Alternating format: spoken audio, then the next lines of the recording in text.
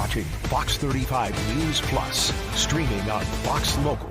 Well, good morning to you. Welcome into Fox 35 News Plus. This is Governor Ron DeSantis speaking at the Eisenhower Recreation Center in the Villages right now. You can't see the placard, but it says Establishing Florida's AI Bill of Rights, and that is the big topic this morning.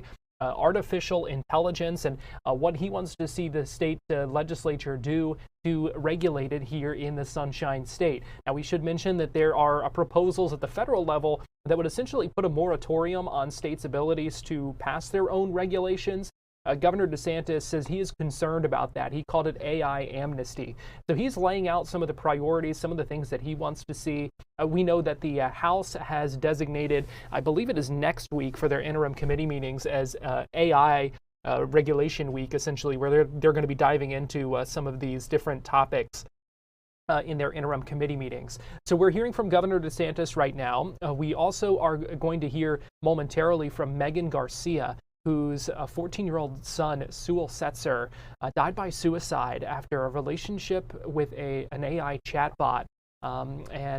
Megan has been very outspoken and vocal, not just here in Florida, but also at the federal level. She's gone to Capitol Hill and testified multiple times about steps that she wants to see to prevent what happened to her and her family from happening to others. So we do expect her to speak, this Orlando mother, to speak in just a few minutes at this same news conference.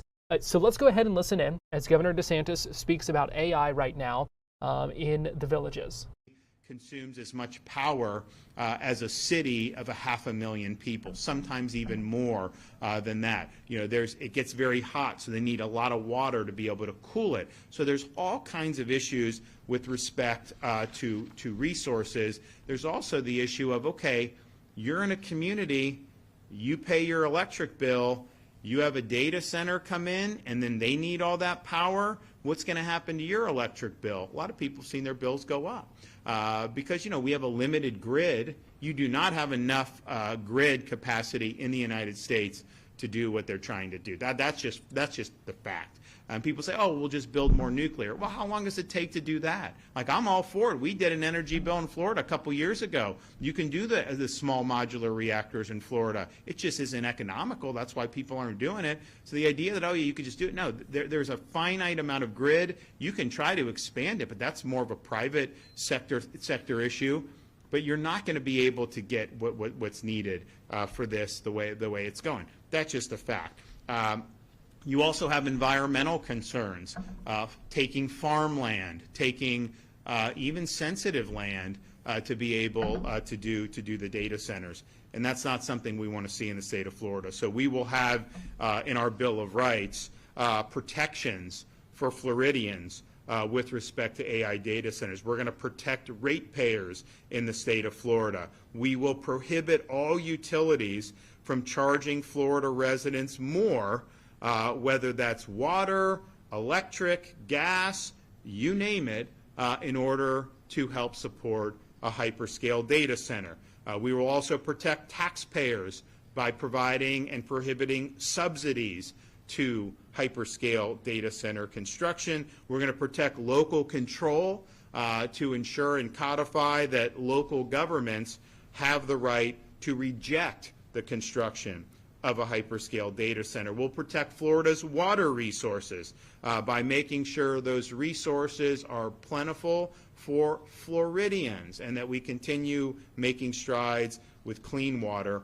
And we're also going to protect natural Florida by preventing any construction or siting, of a data center by foreigners or in areas classified for agriculture or under our Greenbelt exemptions. And we're going to make sure that Florida Department of Transportation does a noise review to make sure that Floridians aren't bothered by the sound of all these things. And so what we are proposing will be the most significant protections for individuals anywhere in the country by far. When they said this state shouldn't be able to get involved in this, they said, well, California is going to impose woke standards. California is going to do this kind of, and I don't know if they're doing it.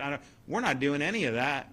What we're doing is things that are going to make sure that we put Floridians first, that we look out for our own people, and not just have people get harmed by this rush to create data centers, a rush to try to infuse everything with artificial intelligence without sufficient guardrails. So I've had a lot of people talk to us over the weeks about doing all this, and we said it was coming. A lot of people were asking about it, and I've had productive conversations with members of both the House and Senate in the state of Florida. You know, I will tell you, what I've noticed is, you know, go back 9 months, you talk about data centers, people didn't know. Talk about AI, it wasn't as, but as more and more information has gotten out, you know, do you want a hyperscale data center in the villages? Yes or no? You know, I think most people would say they don't want it, right? Do you want to see some of these chat bots and all these other things doing? I think most people say, you know, it's likely to be harmful. So what we're doing, and we're going to be very nimble about this because it's a rapidly developing technology, but I think back, you go back 10, 15, 20 years, whenever it would have been appropriate, there was a view on social media and some of this stuff to just, hey, you know, it's fine, you know, it is what it is. But, yeah, we've seen a lot of damage to kids with social media. There could have been things that were done that would have created a better structure so that would have been channeled in ways that are better aligned with family values, American values, and Florida values. So we're leading on this. We think this is going to be good. There'll be a lot of debate about these things, obviously, you know, as we go forward. But Floridians, I think, are going to want you to be clear. You know, are you standing up for us or not? And we're standing up for you with these proposals. And so I want to bring up Megan Garcia to be able to.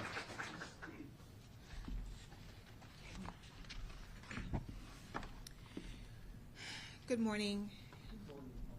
My name is Megan Garcia, and I have with me here today Sewell Setzer Jr. I am a wife, a lawyer, and a mother to 3 beautiful boys. Last year, our firstborn son, Sewell Setzer III, died by suicide in our home in Orlando, Florida. He was only 14 years old. Sewell was a bright and beautiful boy, and he had a gentle soul. He was a great big brother and an obedient son. He was a good friend and a good student. He dreamed of building rocket ships and inventing holographic communications, and he wanted to play professional sports. He was actually a Bucks fan too.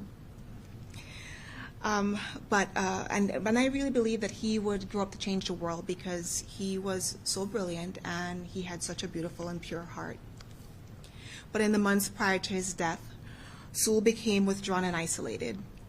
His grades suffered, and he started to misbehave in school. This was in complete contrast to the sweet and gentle boy that he had been all his life. After his death, we discovered that Sewell had been communicating with several AI companion chatbots on a popular platform called Character AI. This company is based in California. This emerging technology provides a selection of companion chatbots or characters for users to interact with. One of these chatbots initiated a romantic and sexual conversations with Sewell over several months. It manipulated him and it sexually groomed him. On the day he took his life, his last interactions weren't with his mother or father, but they were with this AI chatbot on Character AI. This chatbot encouraged Sewell for months to find a way to come home and made promise that it would be waiting in some fictional world. These AI chatbots were programmed and designed to engage in sexual role play, to pretend to be romantic partners, and even pretend to be licensed therapists. I have reviewed hundreds of messages between our son and various Character AI chatbots, and as an adult, I can see that these messages were littered with gaslighting and love bombing. But our child was only 14. I don't think that he would have been able to make that distinction. What I read was sexual grooming of a child, and if an adult had engaged in this behavior, that adult would be in jail. But because it's a chatbot and not a person, there's no criminal culpability, but there should be. Other conversations reveal that our son told various chatbots that he wanted to die by suicide. He told those chatbots explicitly, but there weren't any mechanisms to protect him, no mechanisms to alert his parents. Instead, it urged him to come home. It is unacceptable that a product exists where a child or anyone can talk about suicide or plan their own suicide. But because there are no laws requiring these guardrails, companies like Character AI are able to launch dangerous, untested products like these. The reality is there are many of these products out there. Meta, OpenAI, Google, they all have similar dangerous chatbots. All of these companies have been in an AI race, not to beat China, but to capture market share and to maximize their own profits. We have seen this kind of reckless disregard for the lives of our children before. We have seen how Meta, Snapchat, TikTok, and other social media companies have launched dangerous products that harm children and destroy families, all for the sake of profit. We have watched for 3 years while Congress has failed to pass regulation to prevent companies from harming our kids and to prevent companies from harvesting the data of our children. But you know who has passed laws to protect children? Florida. Florida has passed laws.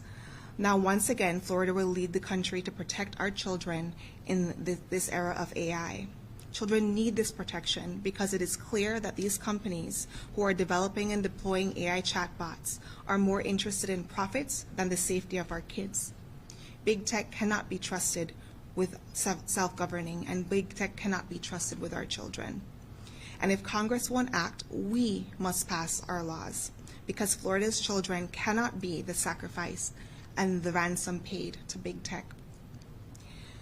On behalf of myself and Soul's dad, we want to thank Governor DeSantis for being a leader on AI policy and announcing these very important policy initiatives today.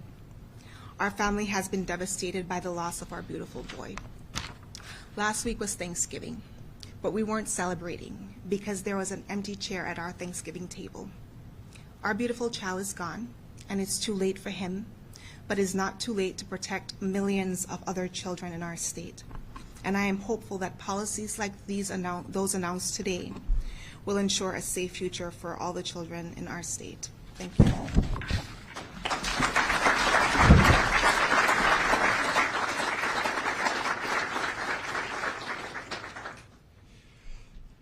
Well, if that doesn't move you, I don't know what will. So one, I mean, again, we want to express our sympathy to Megan and Sewell, but thank you for your courage. Thank you for fighting to make a difference, and you are making a difference, and we're going to get this done. And think about it. You know, they talk about, oh, you know, we've got to, you know, beat China, got to do all this stuff. If you let states, they're going to stifle, you know, the whole enterprise. Is protecting kids, is that stifling any bona fide innovation? I mean, do we want to have innovation in sexually grooming chatbots? No, I'd toss the whole damn thing out if I could do it. I mean, so a lot of this stuff is red herring. What we outlined today, and look, they should be, I mean, I know they're trying to, but like there should be easy civil lawsuit for situations like this. There should be, and we're not going to allow any of these AI to hold themselves out as any type of licensed professional. There's going to be disclaimer. There's going to be a lot for the consumer when this all comes to fruition, which I think is really, really good. But if they don't want that, it's like, well, they want to monetize, and the kids are a huge thing, and they're already putting ads now in one of the chat GBTs, right? Because that's how you make money. And they're in a race to try to monetize because they put all this hundreds of billions of dollars into the hyperscale, into the data center stuff, and they need to be able to get something on the back end. And at one point, if it's clear that ain't happening, then you're going to see, you'll see a downturn, right? And so they need to be able to monetize. So this is one way that they're going to try to do it, and so we're not going to let that happen. I mean, we need to protect folks. So I thank everybody that's been involved, and we've got a lot of people that have been involved, giving us input, both in the legislature, people that are policy experts, obviously people that have been negatively impacted by some of this, like Megan and her family. And it's all been very, very meaningful. So I don't want to sit here and say that like this is easy. It's rapidly, evolving. But we do have an obligation to speak the truth. We have an obligation to stand up for people when they need help. We have an obligation to protect people from the really potentially harmful effects of some of this stuff. So I look forward to working with folks to be able to do this. I don't think you're going to see too many people, outside of maybe a handful of those companies that are going to be objecting to the things that I outlined here. I don't know. Is there anyone in this room that thinks like that it's good to have the chat bots that Megan's son was interacting with? Is that the type of society that we want? Is there anyone in this room that's going to volunteer to pay more in their utility bills to put a hyperscale data center in the middle of the villages? I haven't seen any hands. Anybody? No? Okay. No takers. So, this is going to be something that people are going to be supportive of. I'm confident of that. And it's interesting. Some of these things, this is not partisan stuff. Like this, it doesn't matter if you're a Republican or a Democrat. I don't think anyone would want to see the stuff that's happened, particularly to Megan and her family. So I thank everyone. Okay, do we have any questions back there? To be clear, the measures you're talking about, that would be the legislature will be passing these measures, correct? These are legislative proposals. And if so, have you been in contact with any legislators? Yeah, we work with, we've worked with a number of senators. We worked with some House members. I personally had discussions with President Ben Albritton in the Florida Senate, leader of the Florida Senate. So, and here's the thing, folks, as they see, this becomes something that is sensitive to people, and they want to see that you're on the right side of this stuff. They just tried to do, they wanted to do this data center in Pennsylvania, like rural area. And you had all these people come out, and they were like, well, whoa, what about this? What about that? So it's interesting the impact that it's had on communities in terms of some of them wanting to go out. So I think what you'll see is a lot of support for these proposals, and there'll probably be others that the legislature can do. But I was looking through all the stuff, all the ideas that came through. And then I was looking at Congress trying to do a 10-year moratorium to strip the states of rights to act in this area. And I'm thinking to myself, all their justifications for why you should strip the states, none of that had anything to do with what Florida wants to do, right? I mean, like, none of this stuff is California, right? So I don't know if that moratorium is dead. Now, here's the thing. Is it an overreach to do a 10-year moratorium as a matter of policy and strip the states? Yes.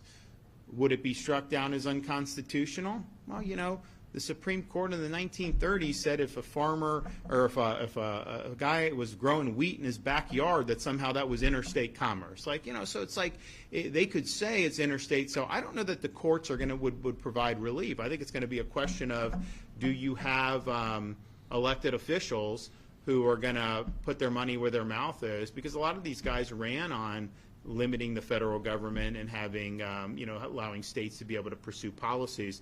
And there is a time for preemption from federal, for sure, because there is. Because, I mean, like, there may be, like, certain things in, like, a specific industry where it screws up the entire market. Like, that does happen. So I'm not saying you can never do that. But this, I think, is different. This is just basically putting every state in handcuffs, not letting them do anything. And here's the thing, they say, well, Congress can do some type of standard. Well, how good is that worked out for you lately, right? I mean, come on. So I think as a Florida resident, and I'm not just saying it because I'm governor, but like, if you ask most Florida residents, would you support a Florida approach, or would you want Congress to do it? I think most people would rather have it done here in the state of Florida, and so that's what we're going to be looking to do, and I think it's going to go well. All right, thanks everybody. God bless you. Governor Ron DeSantis wrapping up his news conference in the Villages, where he talked about legislative proposal for an AI Bill of Rights. You heard some from an Orlando mother about why they believe that regulation at the state level is so important. And you heard some of the proposals as well, some of what that entails, and what they hope to see the legislature do. Again, this is part of what is going to be an ongoing conversation. We know that the Florida House is going to be taking a look at some of these issues next week. Right now, we're going to take a quick break here on Fox 35 News Plus, but we'll be right back.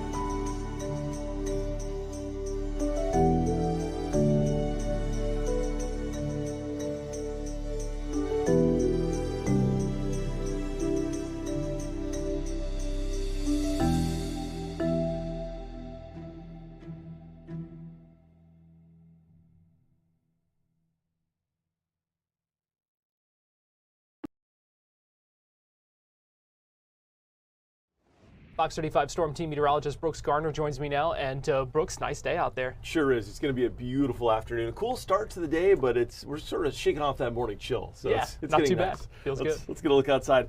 We've got mostly sunny skies across the region, and our weather's going to hold through most of the day Saturday before we start to see some rainy changes coming in. Maybe Saturday afternoon into Saturday evening, but especially on Sunday. So let's get your hour-by-hour forecast through the rest of this afternoon. Over the next hour, we'll warm up to 74 and then top out about 78 today at 4 o'clock before cooling down into the upper 60s by dinner time. So it'll be pleasant for any outdoor activities or after-school sports, school pickup, and your drive home. No issues at all. We'll top out today at 80 in Winter Haven, but on the cool side, a little bit farther north, closer to 70 in Gainesville and in Palm Coast. We're right on the edge of some cooler air. But overall, we'll stay on the warm side for the next 3 days, taking us through Sunday with highs either in the low 80s or the upper 70s. Sunday will feature a higher chance for some rain, so it'll be a little bit cooler just by default of the clouds blocking the sun, but the same warm air mass will remain until Monday. Monday it'll cool down. So here's what's going on. We've got the most significant rain system heading our way in over a month. Yeah, during the month of November, Orlando only picked up 7/100ths of an inch of rain, 0.07. With this system alone, we may pick up an inch or so. So it would be good for us because we need the rain, and the rest of the region does as well, especially in the Panhandle. And that's where we'll likely see the most rain over the next 3 to 4 days. Will be in the Panhandle, where around Tallahassee through the day tomorrow, which is Friday, and Saturday and Sunday, they could see upwards of 2 to as many as 4, even 7 inches in spots. So they need more than 2 feet of rain. 24 inches to make up this drought. It's going to be a long process and may involve the need of a tropical system. I mean, that's part of the function of the water table here in Florida. We don't like them, but they do serve a good rain source. Maybe it'd be a weak depression at some point next year. But anyway, it's going to take a lot more than these fronts to make up for the drought. But this will help kick the can down the road and at least alleviate immediate concerns of dying grass and trees and bushes. That said, for Orlando, we're going to see a few showers, maybe a rumble on Saturday evening. A beautiful, balmy Saturday, highs in the lower to middle 80s. A heat index in South Florida feeling like 90. It'll be like summertime. And then on Sunday, the front comes in the afternoon and evening, and that spells a threat for rain mostly after sunset, Sunday night into the day, Monday. Looks like it should clear away by Monday morning. Rain totals between now and then will exceed a half an inch in most locations around Orlando, but may not reach quite an inch. Meanwhile, in the Panhandle, we could easily see 2 to 5 inches of rain. All right, let's talk 7-day forecast. Very pleasant conditions for the next few days. And it's important to put in context that the upper Midwest tonight is going to have lows in the negative teens in Iowa and Minnesota. It is a true Arctic air mass. It's missing us, but it's amazing how just like a 2 or 3 hour flight can mean the difference between full Arctic gear and flip-flops. And this is certainly no exception. Next week will be a little cooler with highs closer to 70, which is considered about 5 degrees cooler than normal. So what you're saying is we can't complain about 50 and 60 degree lows Exactly. because we know that they are in the, that's brutal. If you fly in from Des Moines tonight to Orlando, you'll experience a more than 70 degree shift in the temperature. And after seeing these temperatures here, some people might want to fly from I think so. From Des Moines to here. All right, Fox 35 Storm Team meteorologist Brooks Garner, we appreciate you joining us. Thank you, Garrett. My pleasure as always. And as we go to break here on Fox 35 News Plus, let me give you a live look at downtown Orlando on this Thursday morning. Keep it right here. We've got more to come next on Fox Local and YouTube.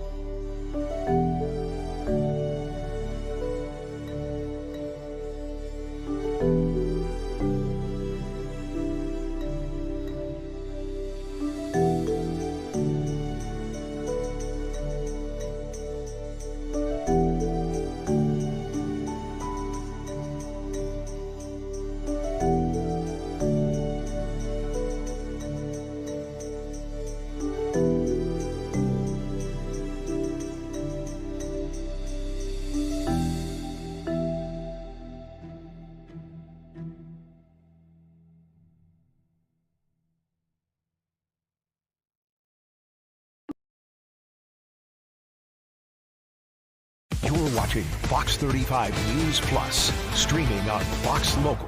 Welcome back into Fox 35 News Plus. I'm Garrett Weimer, and thanks for joining us on this Thursday morning, live on Fox Local and on YouTube. In about 2 hours, a Florida House committee is going to have its first meeting looking at congressional redistricting. This has been a part of a big conversation and amid in some ways, a pressure campaign from the Trump administration for red states specifically to look at redrawing their congressional district lines ahead of next year's midterm elections. Florida could gain as many as 5 Republican seats if it did it.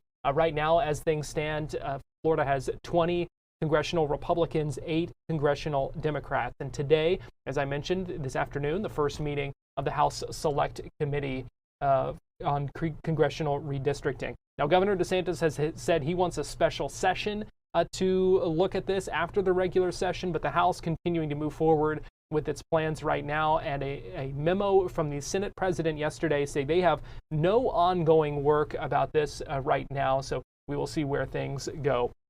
But joining us live now to talk about redistricting, where things go from here, what this whole process means and what it might look like is Dr. John Satcher. He's a UCF history professor. And Dr. Satcher, always good talking with you, and we appreciate you joining us here on Fox 35 News Plus this morning. Good morning. Happy to be with you this morning, Garrett. So this is a big first step, obviously, the first meeting of this House committee today. Just kind of lay out for us what the task of redistricting looks like and what it would kind of entail for the state legislature. Okay, so we're in a situation right now, as you mentioned, that there are 28 congressional districts in Florida. Currently, 20 of them are Republican, 8 of them are Democrats. So what the House wants to do is redraw that map. And we just redrew the map in 2022 after the 2020 census. That's the normal time period. Generally, we have a census every 10 years. Within a year or two after that, the legislative branch, or in this case, actually Ron DeSantis, pretty much his office drew a map, and that becomes the map you use till the next census in 2030.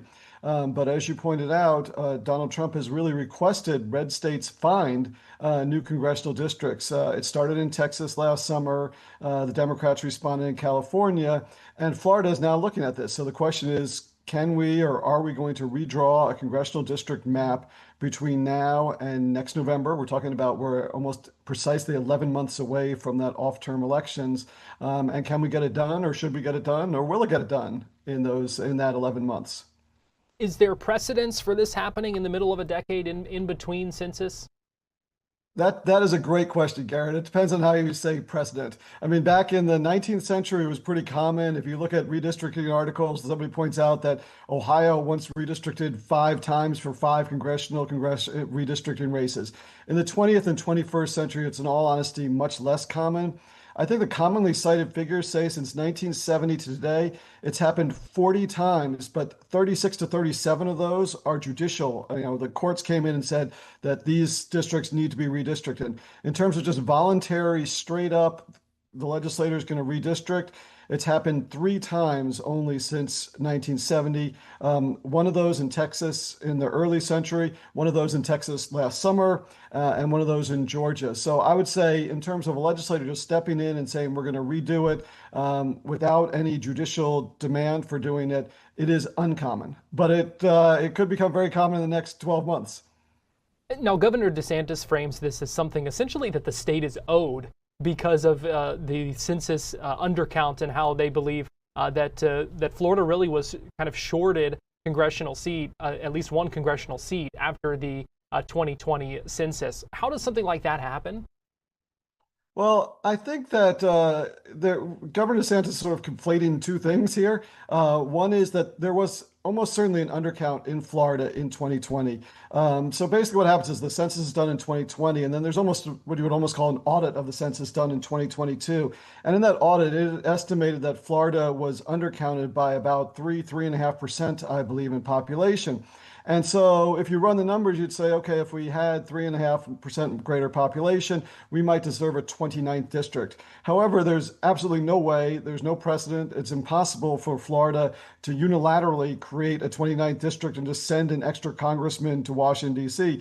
Of course, Congress is limited to 435 members. So if Florida got an extra district, that means somebody else would lose the district. There is zero precedent for that happening. And I think I hesitate to talk in absolutes, but that will not happen. So the likelihood of us getting a 29th congressional seat is almost none, but that, of course, does not mean that we cannot redraw the map of the 28 districts we currently have. Looming over all of this is a pending Supreme Court decision on a case in Louisiana. Been a lot of talk about this. How would that impact what is going on here?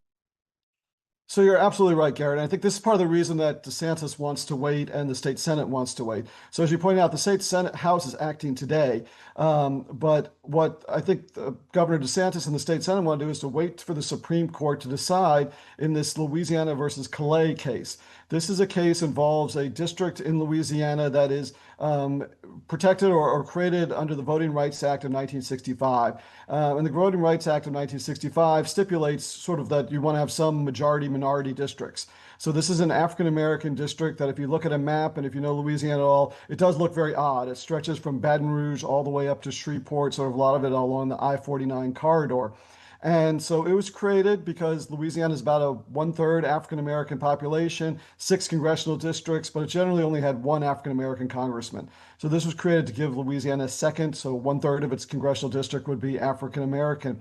However, the state has said that this actually violates the 14th Amendment, that this is sort of the way that states have been attacking affirmative action, that this is benefiting African Americans, and therefore it is racially based legislation, and racially based legislation should be illegal. If the Supreme Court decides to get rid of this district, decides that the second part of the Voting Rights Act of 1965 is not constitutional, then basically states, primarily states in the South, would be free to sort of get rid of these majority-minority districts. According to some estimates, this could push as many as 19 districts across the South from the Democratic side to the Republican side. So it's an incredibly important decision for the makeup of the Senate, the makeup of the House of Representatives. If that portion of the VRA is struck down, is it the wild, wild west at that point, or are there still other restrictions or regulations and things that have to be followed when it comes to creating and drawing these district boundaries? Well, I think in one sense it becomes a little bit of the wild, wild west. Now, of course, this also the question is, when would that decision come? The Supreme Court, there's been a request by Louisiana to have that decision made in January, and that might be enough time to get districts realigned. But the Supreme Court, based on its calendar, would probably more likely decide this case in June. So most experts say it would not have enough impact on the 2026 election, because can you get new districts in, get candidates nominated, get candidates elected in 5 months? Probably unlikely. So it might have a more effect in the 2030 election. Now, in one state where it shouldn't be the wild, wild west is Florida.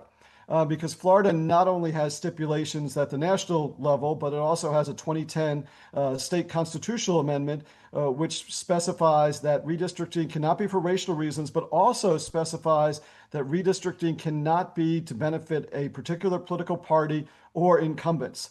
So this Fair District Act of 2010 makes Florida one of actually the few states where where political gerrymandering to benefit a political party is illegal.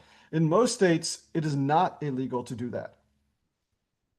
And to that end, in this memo from the Senate President Ben Albritton to members of the state Senate that he sent out yesterday, there are some very specific things in here, some words of warning, some guidance for state senators, and it appears some very specific kind of warnings to make sure that senators don't run afoul of some of those conditions that are in place in Florida law.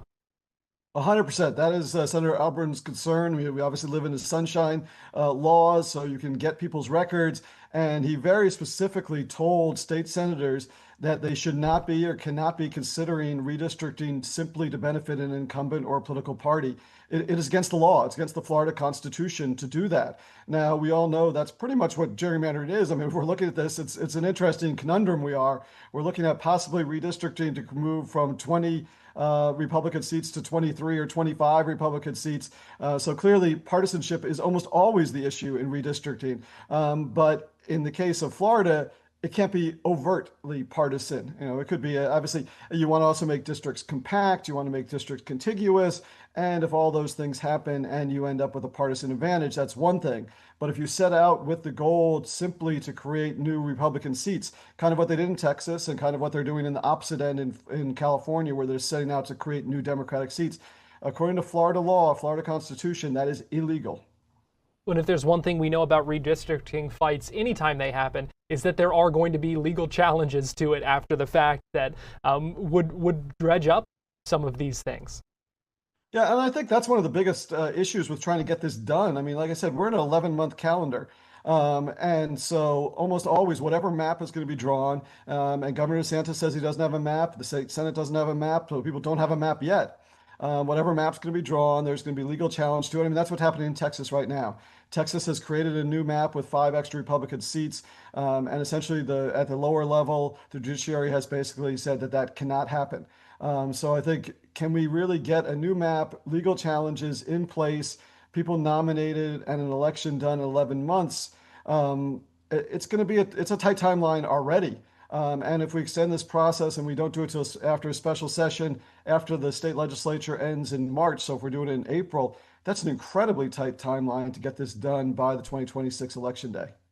Let's gaze into Dr. Satcher's crystal ball here for a minute. And what do you think is the most kind of realistic circumstance and kind of end result of this here in Florida? Luckily I'm a historian, so usually I'm gazing backwards and not gazing forwards. But I really think that congressional redistricting is going to be very tough to get done by the 2026 election. And if it does get done at the state level, I think it might be tied up in the courts. And so we might end up with a situation where we're still using the current districts. I also think that looking into the future, everything is always unpredictable. I would guess whether it's a blue state doing this or a red state doing this, that they need to be very careful when they put new districts in because voters change parties. Voters change who they support. And so I think we're going to see somewhere in the country, maybe not in Florida, but somewhere in the country where we have experts from the political party who design the districts to benefit their party and it backfires on them. Because the voters will either be upset about the redistricting itself or the voters in the new district might simply not behave the way those experts anticipated. Going to be interesting to watch, that is for sure. Dr. John Satcher, historian, UCF history professor, always good talking with you, and I appreciate you talking about redistricting with us here on Fox 35 News Plus this morning. Thank you for having me, and yes, I'm guessing in those next 11 months, we're going to have a lot more to talk about on this issue. I think you were right about that. Dr. Satcher, we appreciate it. We're going to take a break, and we'll be right back.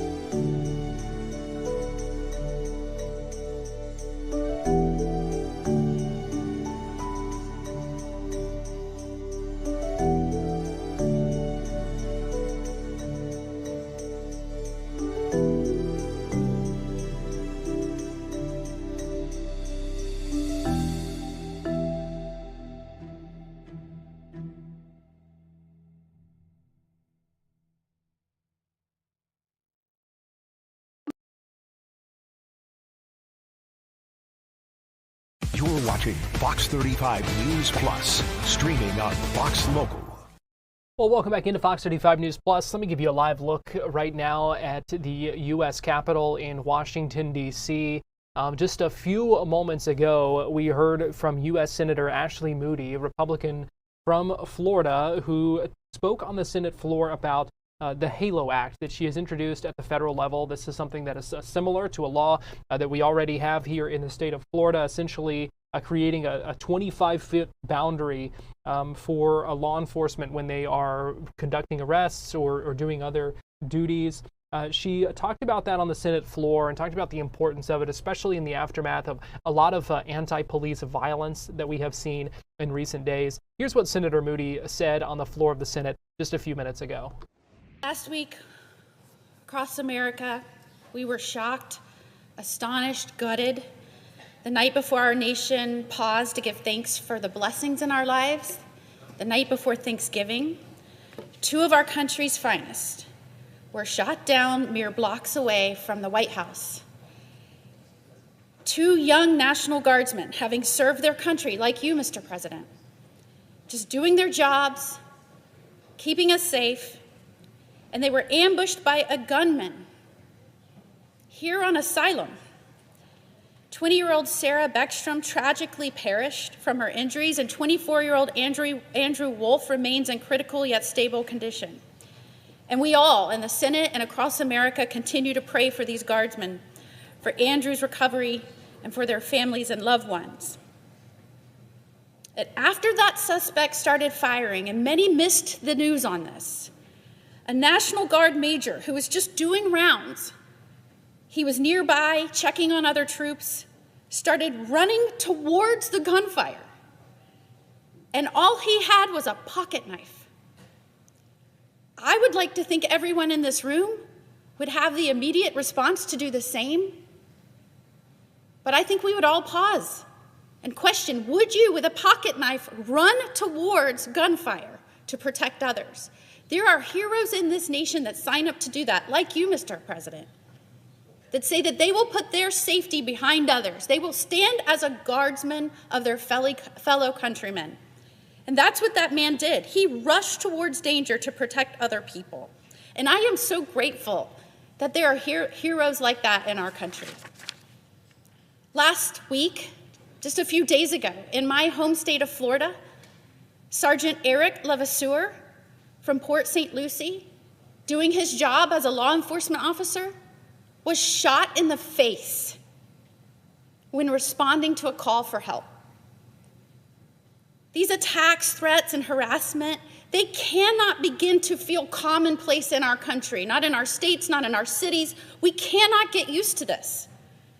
We should always be outraged when they occur. But unfortunately, a tragedy like this is happening time and time again in a growing string of incidents across this country where our nation's guardians, whatever badge they wear, whatever oath they've taken, from our guardsmen to our federal law enforcement to our state law enforcement heroes, they're being targeted. And I hear dire language, like the speaker before me, referencing using the term death warrant as it relates to an issue, but they won't fully engage and stand up against those that are supporting groups that are targeting our heroes. An attack on those who enforce our nation's laws is an attack on what this country was built on. It's an attack on the people's law. Indeed, it's an attack on the rule of law. And over the last 10 months, our federal officers and agents have faced a dangerously escalating pattern of violence, ranging from hitting, spitting, kicking, biting during arrests, to vehicle ramming, open gunfire, throwing Molotov cocktails. All because they're doing their jobs that they took an oath to do to protect other human beings. From January 21st, 2024 through November 21st, 2024, there were only 19 reported assaults against ICE law enforcement. The same time this year, ICE law enforcement has faced 238 reported assaults. It's a 1,153% increase in assaults on those law enforcement officers. These nationwide incidents show how officers are being targeted because of the badge they wear, because of the oath they take. And you know, in many, many instances, they are going after people who have repeatedly harmed American citizens. The attacks are not just on the enforcement operations, they're an attack on the officers themselves. And incredibly radical, Democrat-led cities and states in this country are using taxpayer money to encourage the harassment and obstruction of our law enforcement officers in the United States of America. I just introduced the HALO Act to protect federal officers while they conduct their official duties. And I'm proud to say this week, more of my colleagues have signed up to co-sponsor this important legislation. They've said no more. Our heroes have to be able to do their jobs to protect us without feeling threatened in the execution of their duties. The legislation would make it illegal for anyone, after being told to stay back, to knowingly come within 25 feet of a federal officer that's trying to do their job. if the intent is to interfere with their officers' work or threaten physical harm. You know, personally, I am the wife of a law enforcement officer. It is incredibly dangerous as they are trying to execute official duties to have people interfere with that. The distraction of not being totally focused on what they're doing endangers not only them, but those around them, and we've seen that happen in this country. I expect every one of the colleagues in the United States Senate to speak out against that, to stand up for the people we ask to take an oath, to stand in harm's way to protect us. It's the very least they could do, to use words of support for them. My guess is you will hear utter silence on that side of the chamber. This act is modeled after something we've done in my great home state of Florida, where we are the most pro-law enforcement state in the nation. I was proud to say that and work towards that as my time as Attorney General in the great state of Florida. And that is why not only are we leading in the nation and people wanting to move to our state for protection, the people that are doing that protection, our law enforcement officers, are coming from all over this nation, uprooting their families to be Florida heroes because they know we have their backs. We need to do that for all of our heroes across this nation. And it needs to start right here in the Senate. It takes a truly special person to answer that call, whether that's to our military or in our law enforcement professions. And I'm proud to be the wife of a law enforcement officer, to be the one that runs towards danger to help others, like that courageous National Guard major last week. They shouldn't be worried while they're doing their jobs unnecessarily by people wanting to target them or attack them. Indeed, if it weren't for our nation's heroes, our society would fail. Our rule of law could not exist. I came here to D.C. to fight for these heroes like you, Mr. President. And it is a battle. There are those that will stand up and fight for our heroes, and there are those that will not even remain just silent. They will actively work against them and support groups that are targeting them. It is a battle, and it is one we must win. There is not an option.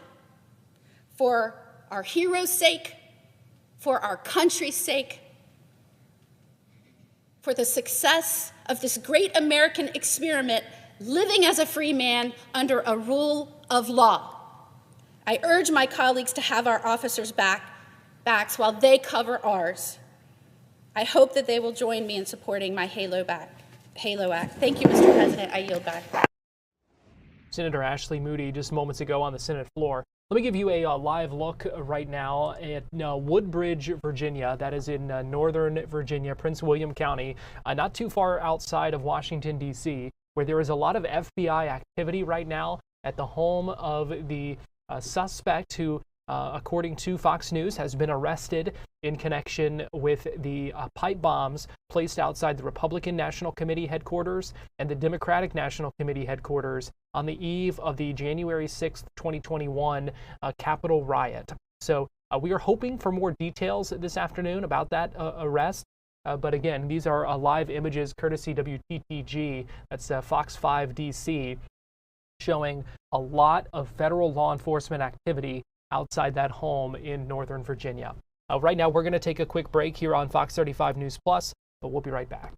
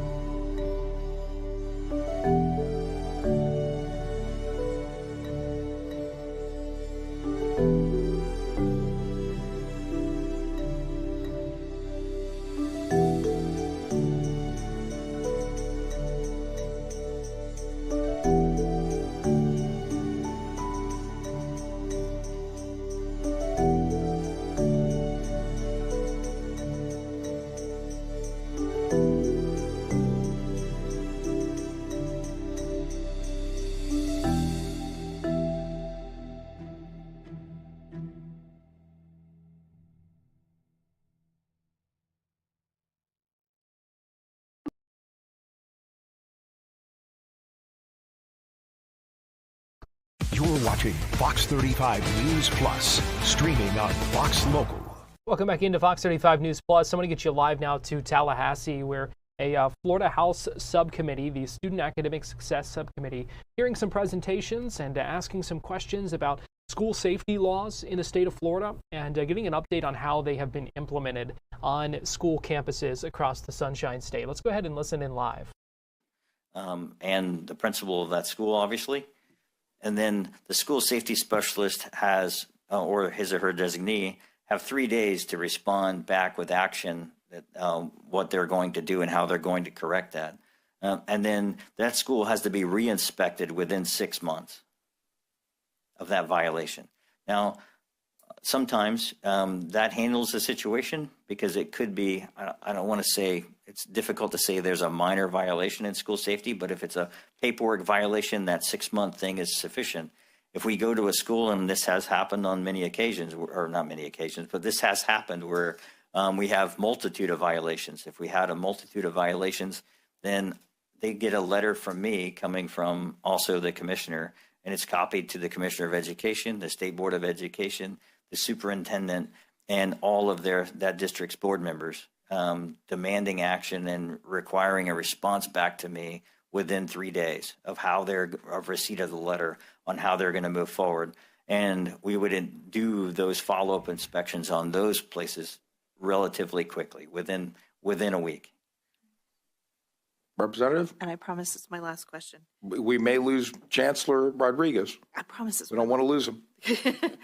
My last question is, you made the statement, there are new threats every day, but you didn't comment on what are those threats and how are we preparing for them? You're recognized. Thank you, Chair. Drones, you name it. I mean, right now we're seeing a huge increase in the 764 nihilistic groups, right? And so we're seeing that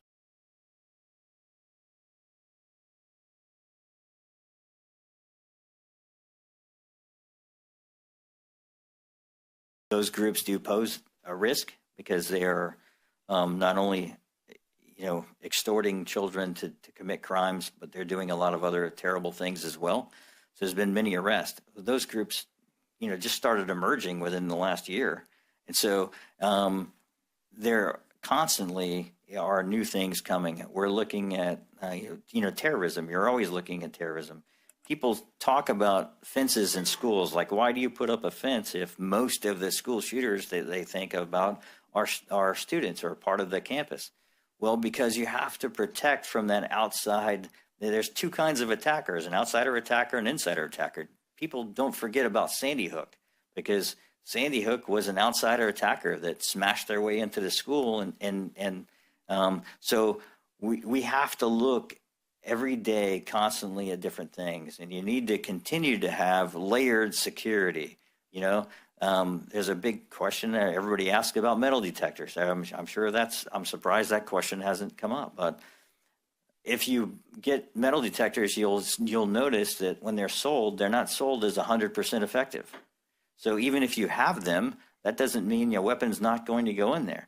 So if you have another form of layered security, some other AI weapons detection system, that would help you if a weapon is displayed.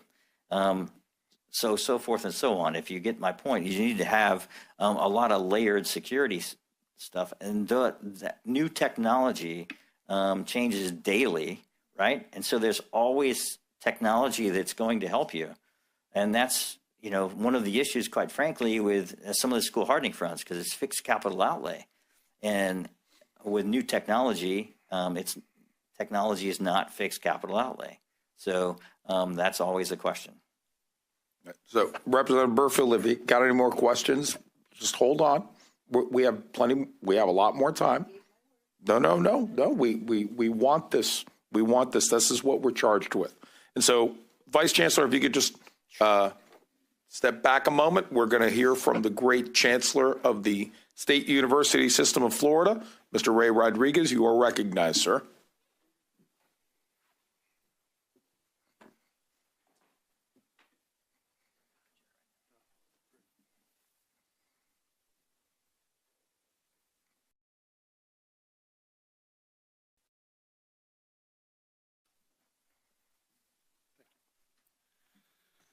And thank you, Chair. Thank you for the invitation and the opportunity to be here today.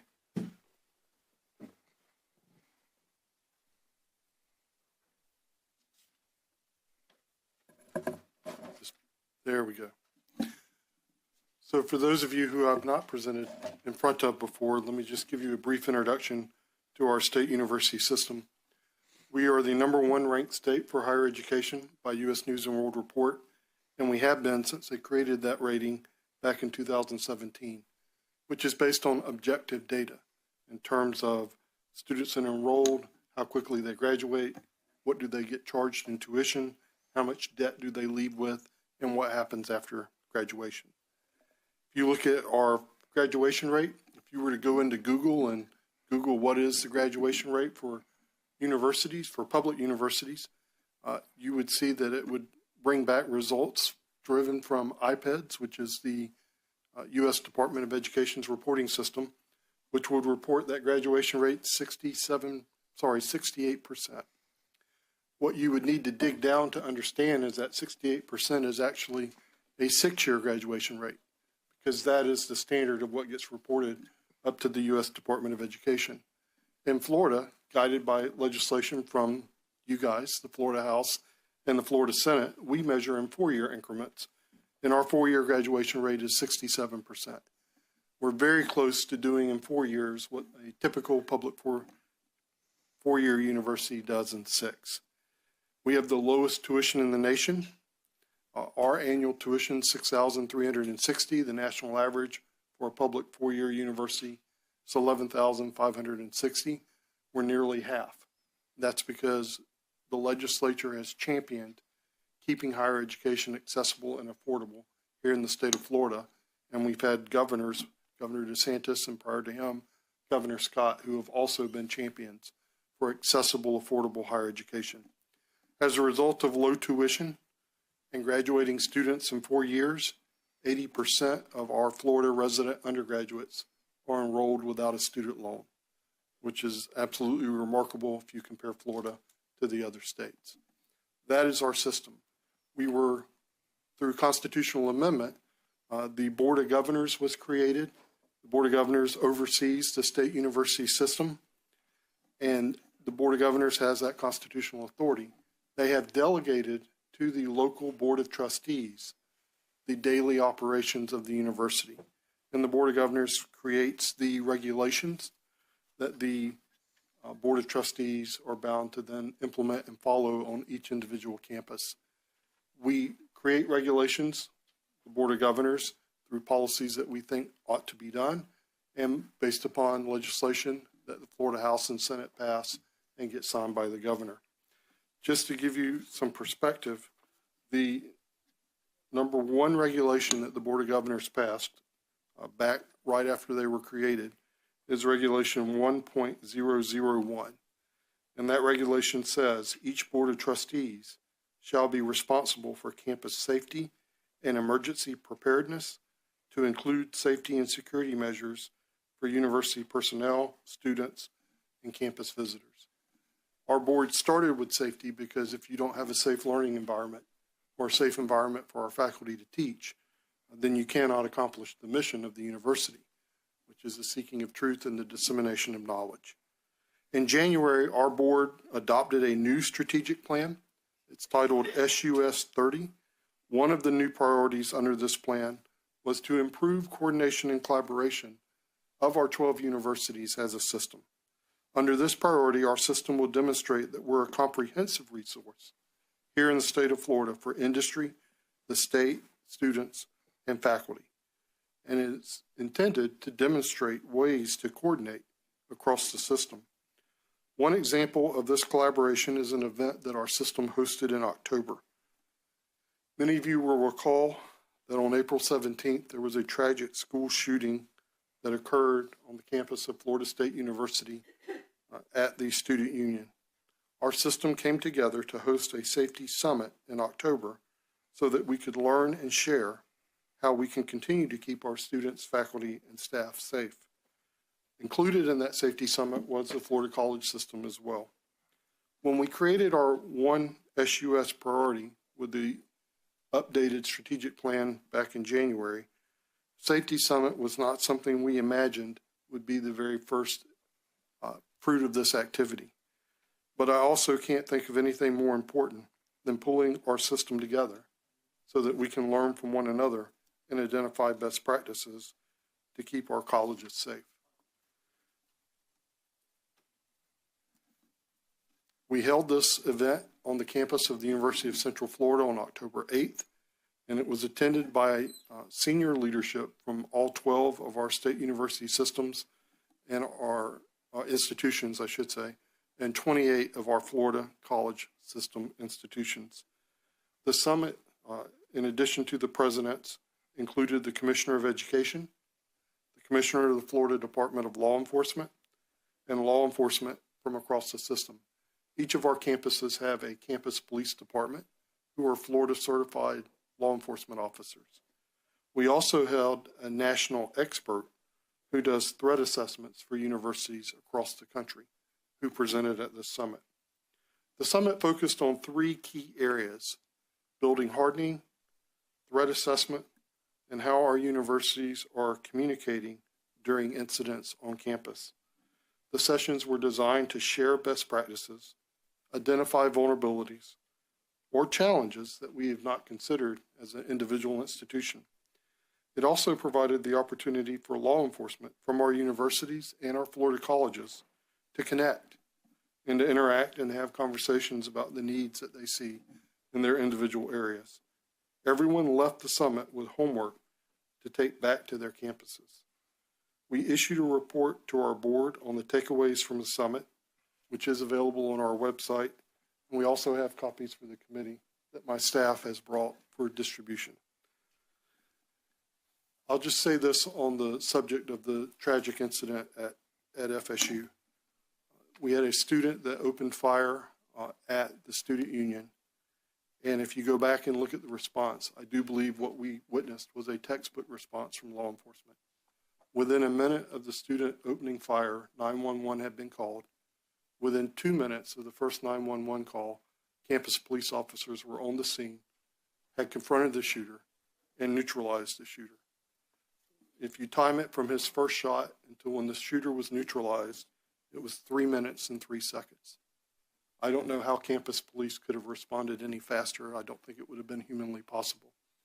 After the shooting, the campus lockdown procedures that FSU had trained students, faculty, and staff on were implemented, and the campus was locked down. The response from law enforcement across Leon County was impressive. We had Tallahassee Police join our campus police. We had the Leon County Sheriff's Department, the Florida Department of Law Enforcement there. I believe we may have even had Capitol Police that supported as well, and there were federal agents on the scene. And the reason for that was there was a concern that there may have been more than one shooter. So that is why the campus stayed locked down while those police officers swept the scene to ensure that the threat and the danger had been neutralized. It was gratifying to see such a coordinated and well-oiled machine in terms of the response. And it was tragic that we did have 6 students who were shot, and we had 2 adults, one an employee of FSU and one a vendor, who were killed in the incident. In a perfect world, we could avoid school shootings altogether, and we could make sure that in the event that they do happen, we don't have casualties. But we don't live in a perfect world, we live in a real world. And so our responsibility is to put in the procedures and the policies in place to minimize the threats and the dangers as they arrive. Out of the summit, there were several recommendations that came out as we went over those 3 categories. Actually, I want to go back a second. On school building hardening, if you go back and you read the press accounts immediately after the FSU shooting, there were students who were concerned that they were in their facilities and they could not lock the doors. And one of the things we learned, because in the after action report, that's where you learn what went right, what went wrong, is the buildings around the student union where those students were securing themselves were newer facilities that had the ability to lock.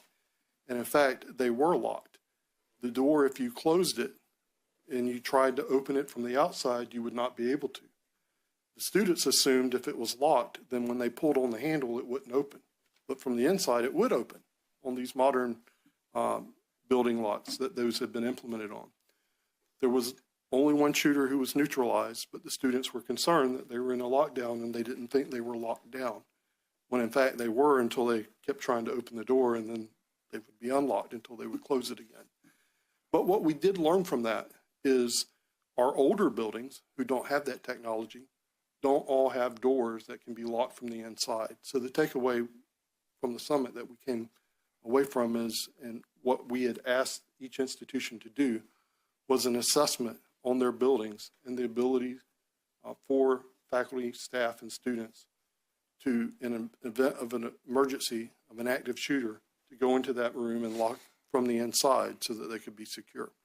So that was part of the homework assignment that came away from that in terms of building hardening. And I say that because there's a very real difference between K through 12 and universities. K through 12 institutions are created to be closed. If you drive by them, they're fenced off. If you try to go in one, there's generally one entrance that an outsider can go into. Everything else is locked. And when you go into that entrance, you have to present your identification, and you have to identify your purpose. And if you're allowed in the facility, it's only after you're given a pass and sometimes even an escort to go into the facility. K through 12 institutions are designed that way because they secure our children. On the university level, our public campuses are not designed to be closed, they're designed to be open. That is the mission of higher education, is to serve as the public square, to serve as the opportunity where individuals come together, exchange ideas, and learn from one another. So the building hardening that is appropriate for K through 12 isn't necessarily appropriate for higher education.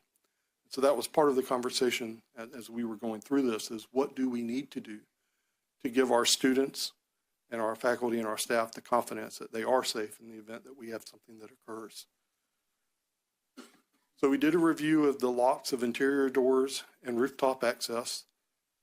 Unfortunately, when we did this in October, it was not long after the shooting on the public university campus in Utah and the assassination of Charlie Kirk, which raised yet another danger to consider for universities in terms of rooftop access. We also did a comprehensive threat assessment plan, including campus vulnerability reviews. That was where having the police officers there to communicate amongst themselves was very valuable. We discussed.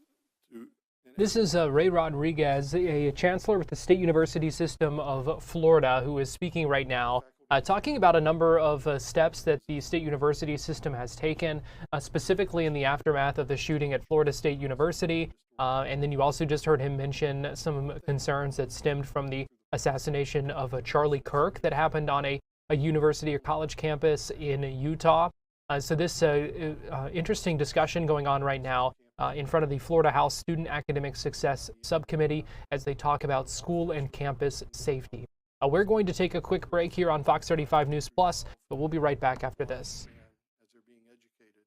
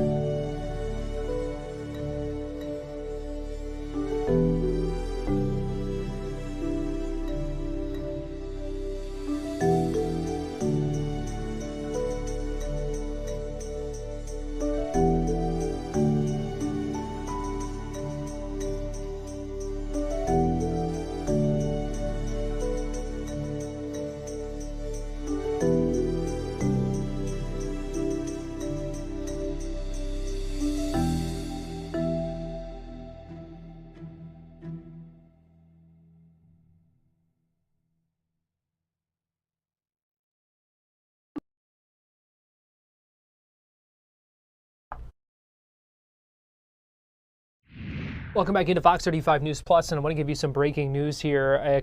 This is Konstantin Dimitriades. This is his booking photo from the Orange County Jail. We have learned that he has been arrested and is now facing a charge as after being arrested. According to police, they found an AR-15 rifle and ammunition in his bedroom of the dorm room at Rollins College. So he is now charged with possession of a weapon on school property, obviously a violation of the law there. And we're continuing to track this story, looking through this arrest affidavit right now. But again, he is facing charges after police say an AR-15 and ammo was found in his dorm room on Rollins College's campus. I do want to go ahead and get you back now while we are talking about school safety and campus safety. Back to this hearing going on in Tallahassee right now, where the Chancellor of the State University System of Florida, Ray Rodriguez, talking about some steps that colleges and universities here are taking to address safety and threats of violence on their campuses. So let's go ahead and listen in. It looks like he's finished with his presentation, and we're about to hear from some lawmakers asking questions. So let's go ahead and listen back in. So let's go to, we're going to say that these are all now totally in general, whether it's K-12, higher ed, K through 20, it doesn't matter. The gentlemen are here to answer all of our questions. So let's go to Representative Hinson. You are recognized. Thank you, Mr. Chair. And yeah, so my original questions were for K-12, but can I ask a question about the slide with the funding summary? I see 2526, the Office of Safe Schools funding had no funds, or it's missing, or were there funds? Or are you anticipating? So let's go ahead and get to that slide, and then let's ask your question. Feel free to ask your question. We'll get to that slide first so that it's up. And Representative Hinson, go ahead and ask your question. Okay, you see in the last column for 25, 26? Office of Safe Schools funding, there's no money there. You're recognized if you found it already. Thank you, Chair. I see exactly what you're talking about. I'm not sure why that is. Oh. Being honest, I'm not sure why that is. Some of the money was moved into other categories in 25-26, and I think that the money that was normally allocated for the Office of Safe Schools got moved into another section there. That's the best answer I can give you at this time. I can look into that further and tell you. Representative, we could also ask the chair of the Higher Ed Appropriations or Budget Committee. I was just wondering, Mr. Chair, maybe they were anticipating funds for higher ed, and that's why they hadn't reported. I wondered, were you anticipating funds for safe schools for higher ed since this was K-12? I was just wondering that. If that's not the answer, but if that is the answer, maybe you'll get it back to me. We'll get the answer for you, but Vice Chancellor, you want to go ahead and answer what you wish? Yes, thank you, Chair. Like I said, I believe that the reason that's zero is those funds that actually went to the Office of Safe Schools, and it had nothing to do with a specific funding of my office, or funds were just moved around. And so that's why that number is zero, I believe. But I do want to verify that before I give you a hard answer. Representative Hinson, any more? Please. Yes, thank you very much. The mental health piece is of great importance.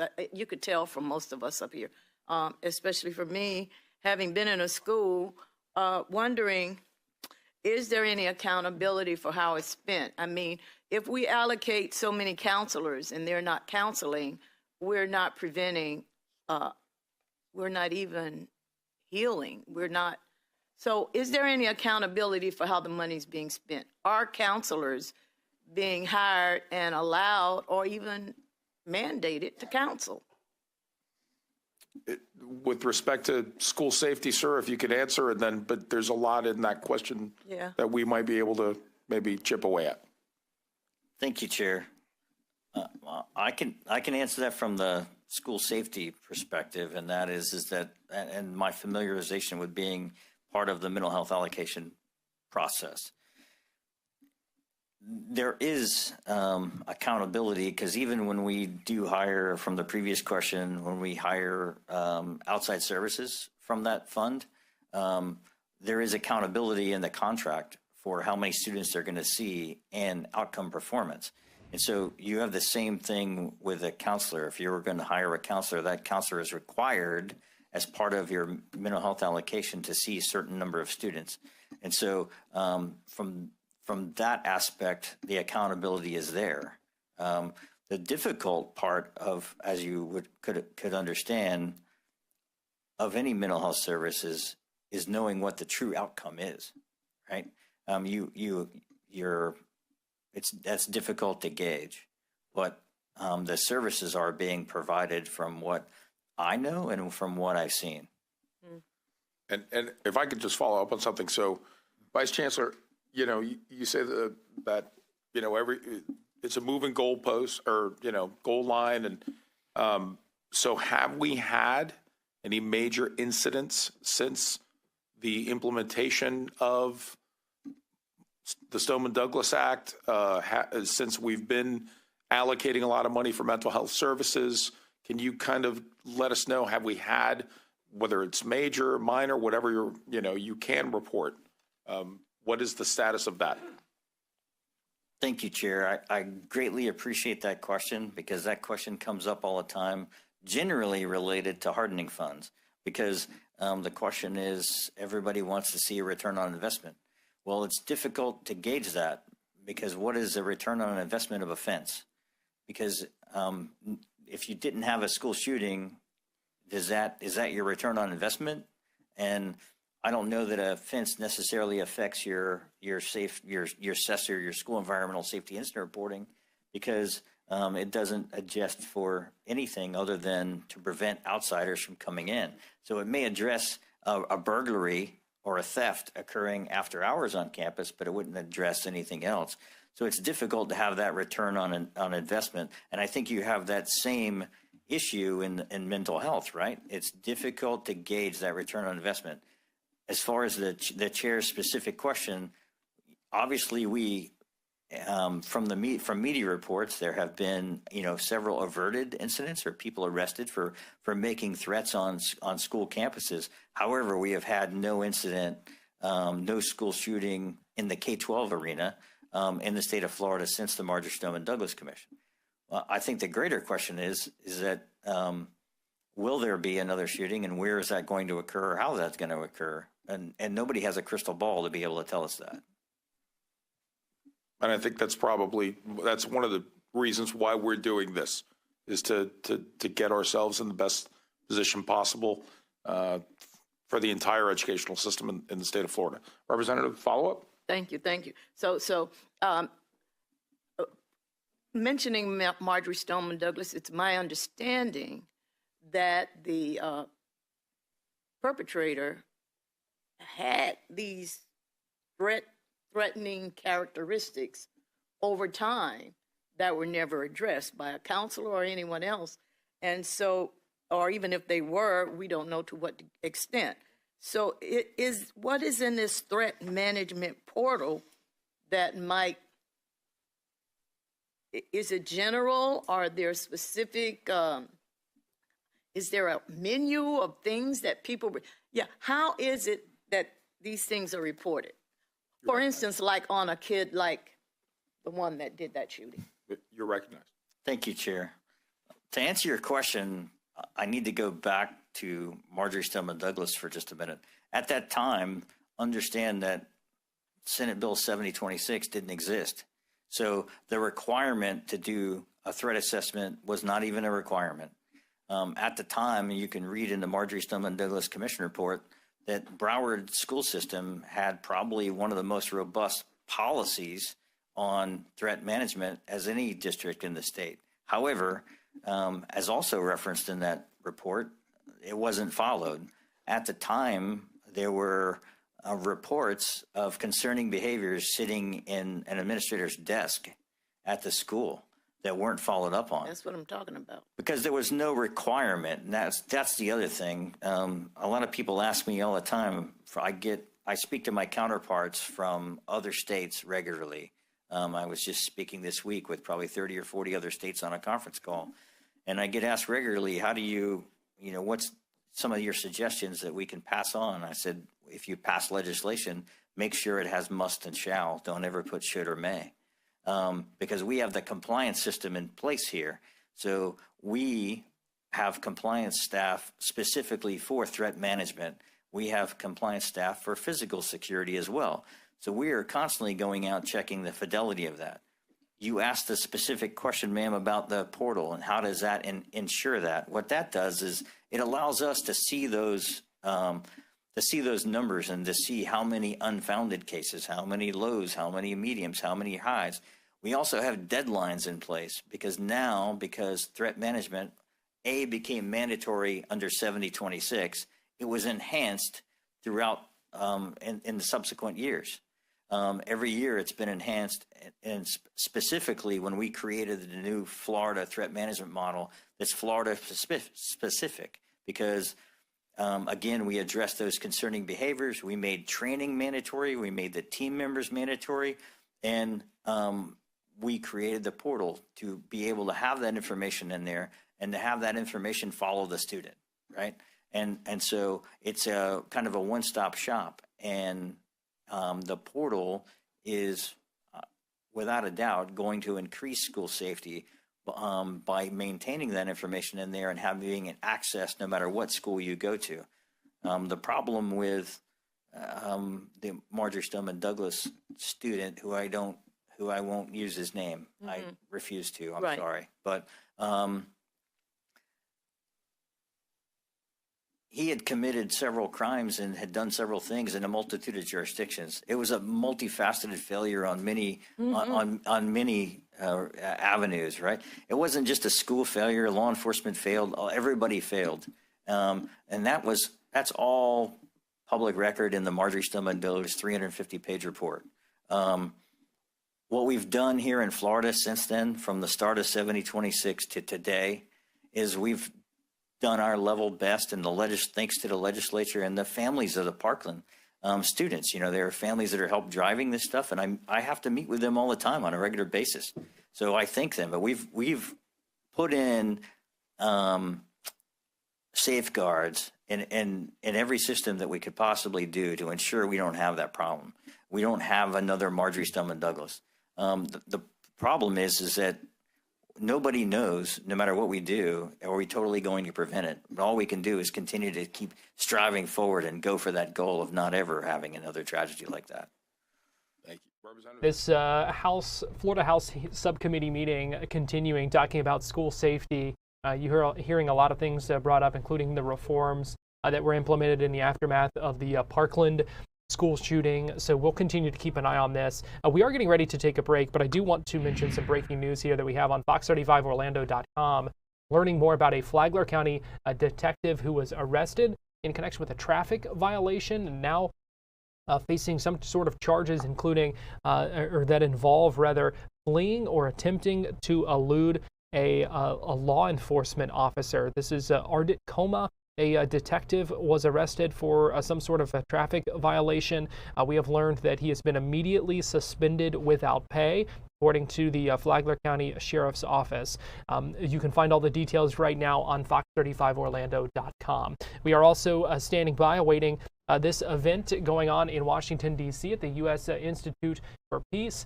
A peace deal being signed between the Republic of Rwanda and the Democratic Republic of the Congo. This is where President Donald Trump is expected to be, and we see the podium there, also expecting some remarks from him. So we will listen in on that. We're going to take a quick break right now, though, here on Fox 35 News Plus, and we'll be right back.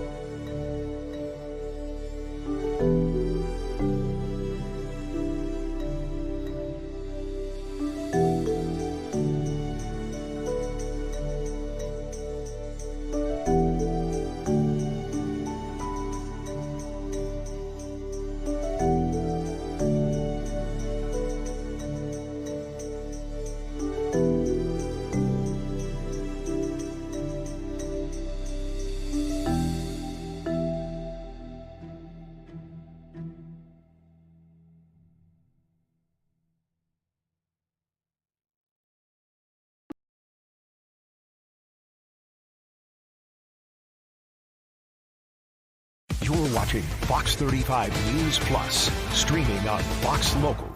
Welcome back into Fox 35 News Plus. I'm Garrett Weimer, and thanks for joining us on this Thursday afternoon, live on Fox Local and on YouTube. It is 12:30 now, and want to give you a couple of our Fox 35 News Plus headlines that we are tracking today, including over 90,000 pounds of drugs, guns, and explosives seized in a large bust in Brevard County. Fox 35's Marley Capper has more on what we know. Good morning. Now, this suspect actually has prior run-ins with the law as early as 17 years old. That's according to the sheriff's office. They are calling this case Breaking Bad on steroids. Deputies say they teamed up with the DEA, ATF, and Palm Bay Police Department to confiscate 92,000 pounds of substance used to make a drone known as 7-OH, a drug that's 13 times stronger than morphine. Florida recently passed an emergency law banning it. Investigators say the suspect, 26-year-old Maxwell Horvath, also had materials to create large amounts of explosives, along with 36 guns, including 2 submachine guns, and thousands of rounds of ammo. 5 IEDs were located on this property where the warrant was initiated at, not to mention grenade simulators and 50 pounds of precursor chemicals to make explosives. So we're not just talking about drugs, we're not just talking about, illegal substances out in the streets. We're talking about explosive devices, things that the military are utilizing. The sheriff's office says this is the largest seizure of its kind in U.S. history, and that Horvath could spend the rest of his life in federal prison. Horvath is currently sitting in the Brevard County Jail. Sheriff Wayne Ivey says he's waiting federal indictment. We are following up on that today, trying to learn some more information and some new details about that investigation. We're also following up with the city of Daytona Beach, which is taking a close look at some of its leadership after new information came out about a workplace relationship. This was an allegation that came out last night in a meeting when an auditor dropped that information from an unrelated audit investigation that has been looking at the use of its city-issued credit cards. Essentially, they call them P cards, and revealing that these employees used those cards for personal items and even took lavish trips. Fox 35's Amanda Ruiz has more. That's right. That tip was submitted through a new city auditor hotline, and then the auditor dropped that bomb of a tip during their meeting when he was supposed to be talking about a new audit and a different investigation altogether. Take a listen. The allegation was the supervisor in question allowing the subordinate who allegedly have a relationship to acquire different personal item using the city purchase card. And also in some cases approving a lavish travel together to continue this relationship. Keep in mind, this is allegation.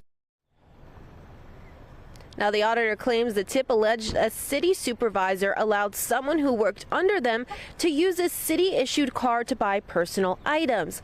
Also claims the supervisor and employee took lavish trips together on the city's dime. He found excessive spending for things like valet, business class tickets, and meals, claiming one employee spent $90 on a single meal in Orlando while attending a conference. The auditor also revealed the city's car allowances, finding that most employees work office jobs and some receive nearly $12,000 a year to spend.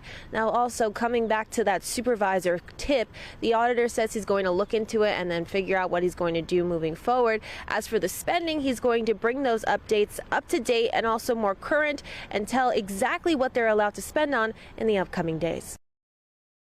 Let me give you a live look right now in Woodbridge, Virginia. This is a live look courtesy WTTG, where this is actually a Fox camera, where we are getting a live look at the home, at the FBI activity outside the home of a suspect who, according to Fox News reporting, has been arrested in connection with a pipe bomb that was put outside the Republican National Committee headquarters and the Democratic National Committee headquarters on the eve of January 6, 2021, in the night before the riot on the U.S. Capitol.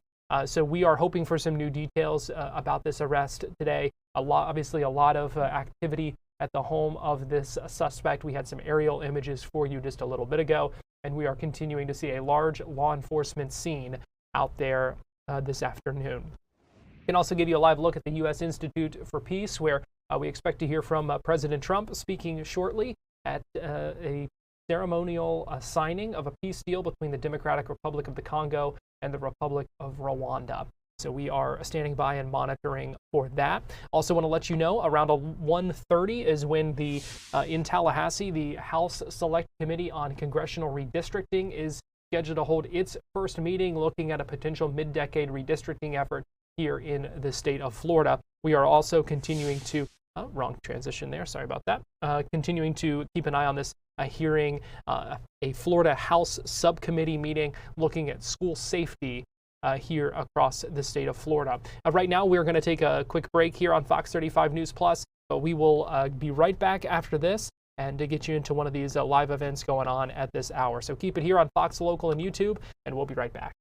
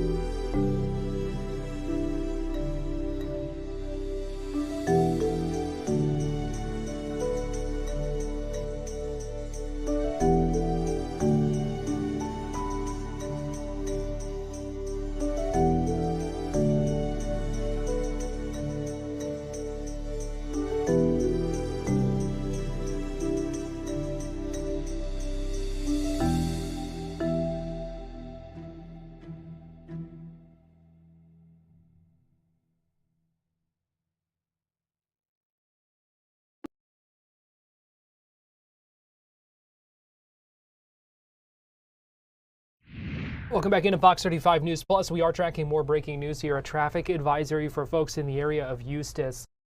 Police there asking people to avoid the area of South Eustis Street from East Lemon Avenue to East Orange Avenue and East Citrus Avenue from South Grove Street to South Bay Street because of a structure fire. This is the post that the Eustis police put on Facebook telling people to use caution, seek alternate routes, stay away from that area. Because fire crews are on that scene right now. So we will keep you up to date on that as we learn more. Right now, I want to get you back to Tallahassee as we are hearing some more questions from lawmakers.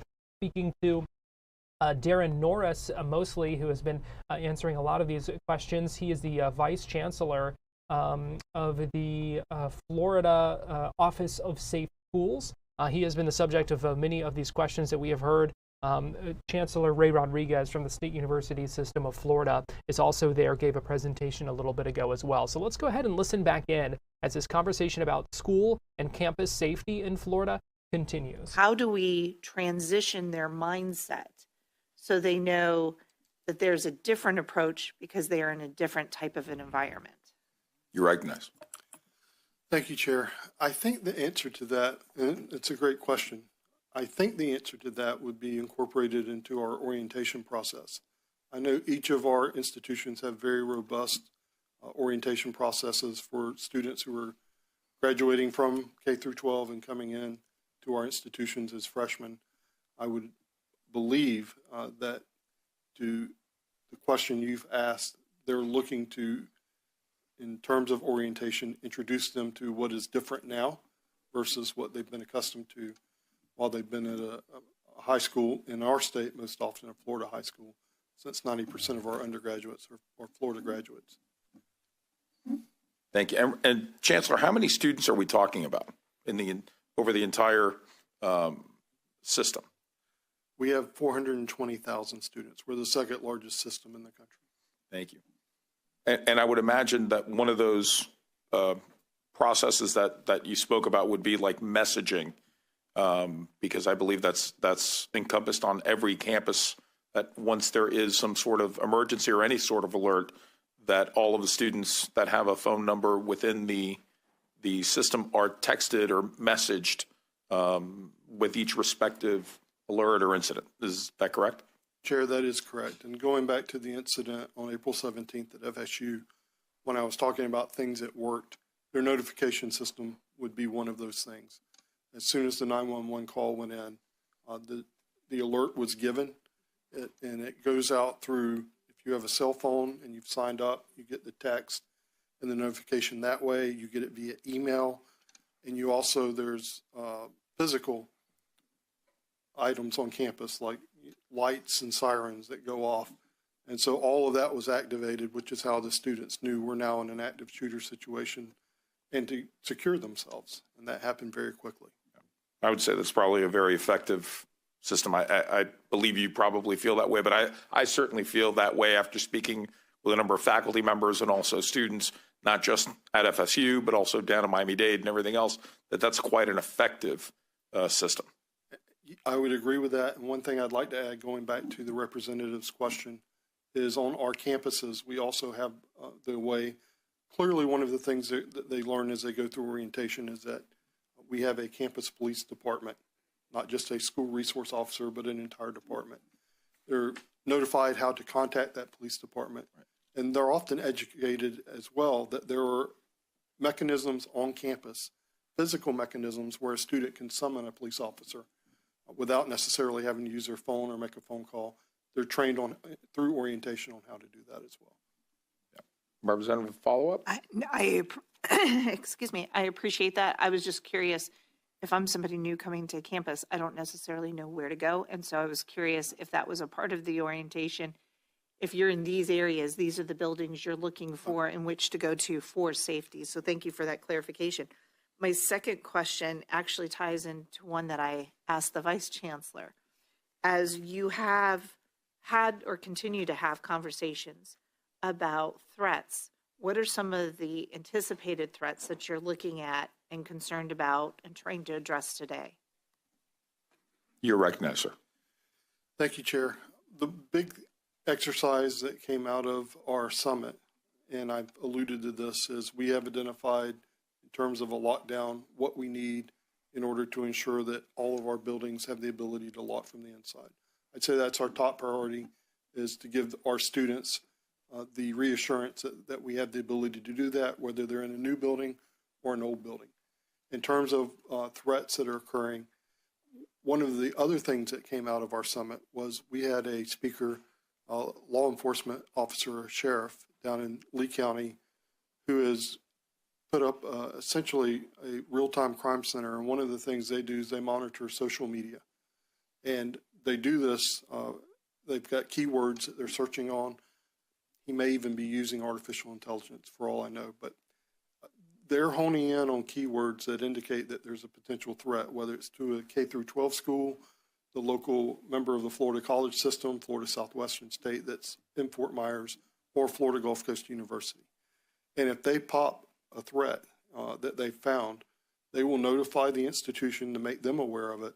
But the sheriff, as he shared with us, will actually send a deputy out to whoever has posted it and have a conversation with them. Say, hey, we've seen this is on your social media account.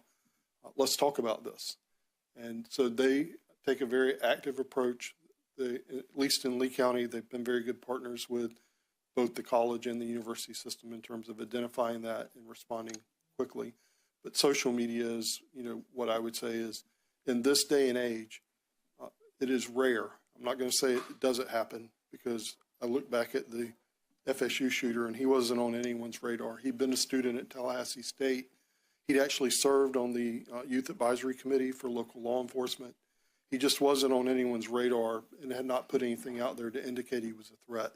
But more often than not, there is a trail of breadcrumbs when there is a school shooting, and that trail can be found more often than not on social media. So trying to stay on top of that is something that I think is everyone has a goal of doing. Thank you. Follow up? One more. That actually raises an interesting question. So is there any way that the universities can access the K through 12 portal so you're aware of the young people that you're receiving and potential future threats that may be experienced on the university campuses? You recognize. Thank you, Chair. I will need to consult with both our individual boards of trustees as well as our colleagues at the Florida College System in the Department of Education in order to answer that question, because we get our students from both K through 12 and Florida College System. Thank you. But it's a great question, and we'll follow up on that. You're welcome. And I'm going to ask you a question. So we do have, I know that, for example, in Miami-Dade, we've got a few high schools that are located on college campuses. And I know around the state, we also have some charter schools on college campuses and perhaps some lab schools that are affiliated with universities or colleges. So can you just talk briefly about, say, the communication, the responsibility for safety, whether it's school police, sheriff, guardian, how does that work? Whomever wishes to Chair, I'd address like to take the first response and then turn it over to my colleagues. Please. If they're located on a state university campus, I believe our position is our campus police would be the first line of defense for anything that may arise, whether it occurs on the portion of the campus that is our university or the portion of the campus where the lab school or charter school, if those exist on our campuses, may be. And then I'll turn it over to my colleague. Chair, am I recognized? Yes, sir. What we found is many of these either public schools or charter schools that operate on a Florida college campus, a lot of times they only occupy one room or two rooms. Many times it's a meeting place for dual enrollment students. They'll go there and get some basic K-12 instruction before they move on. So all of them have in place the safety measures that are required on every other school. It is a little problematic sometimes because the building themselves may not be able to be secured totally, like if you were on an actual K-12 campus. But those classrooms, because the properties are generally owned or leased, right, by the college. So as part of that agreement, they're locking their doors. They've made an agreement with a safe school to have a safe school officer monitor that property, and they're conducting drills and doing everything else they're supposed to. In addition, those students are also assigned either to a primary school, or if not, then those students are still subject to the requirements of having a threat assessment team oversee them should that be required, and anything else that's related to K-12. Thank you. We're going to go now to our ranking member, Representative Antone. You're recognized, sir. Right, and thanks, just keep in mind, we've got about 8 more minutes, and coming up behind you is Representative Hinson. Okay.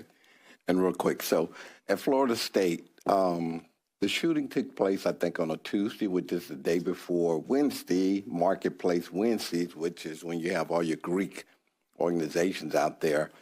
Is there extra security put out there on days like Marketplace Wednesday or when there are other major events going on campus? You're recognized. Thank you, Chair.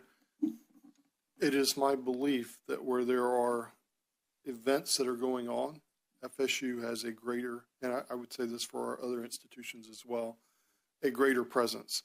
Now, in some cases, that presence is overt through uniform officers. In other cases, it's less overt.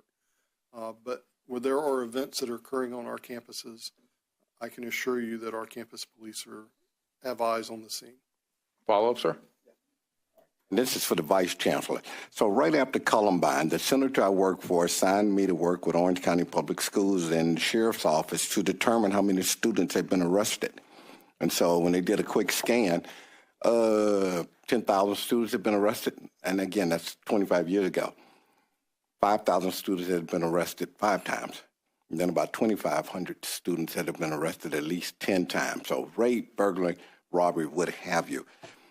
Are schools doing that now? Are the school districts doing it now? Thank you. And Ranking Member, are you talking about those numbers that you gave? Are those Florida students when you did your, that was in Orange County Public Schools? Those numbers were specific to that particular school district? Right. Okay, thank you. You're recognized. Thank you, Chair. It is a requirement in statute that law enforcement agencies, when they arrest a juvenile that's of school age and goes to a school district, that they notify that superintendent of that arrest. That has to be for any felony charge or any crime of violence. And as I mentioned earlier, then now it is, as of legislation from last year, now that's incumbent upon the superintendent to ensuring the college or university where there may be a dual enrolled student, that they receive that information as well. So that, it is statutorily required that that information is provided to the school system. Follow up, sir? No. Okay, and we will probably finish off with Representative Hinson. You're recognized again. Thank you, Mr. Chair. Thank you for the Representative Hinson getting ready to ask some more questions. We do need to take one more break this hour here on Fox 35 News Plus, so we are going to go ahead and do that now. Still monitoring a lot of live events as we near the 1 o'clock hour here on Fox 35 News Plus, so keep it right here, and we'll be right back after this.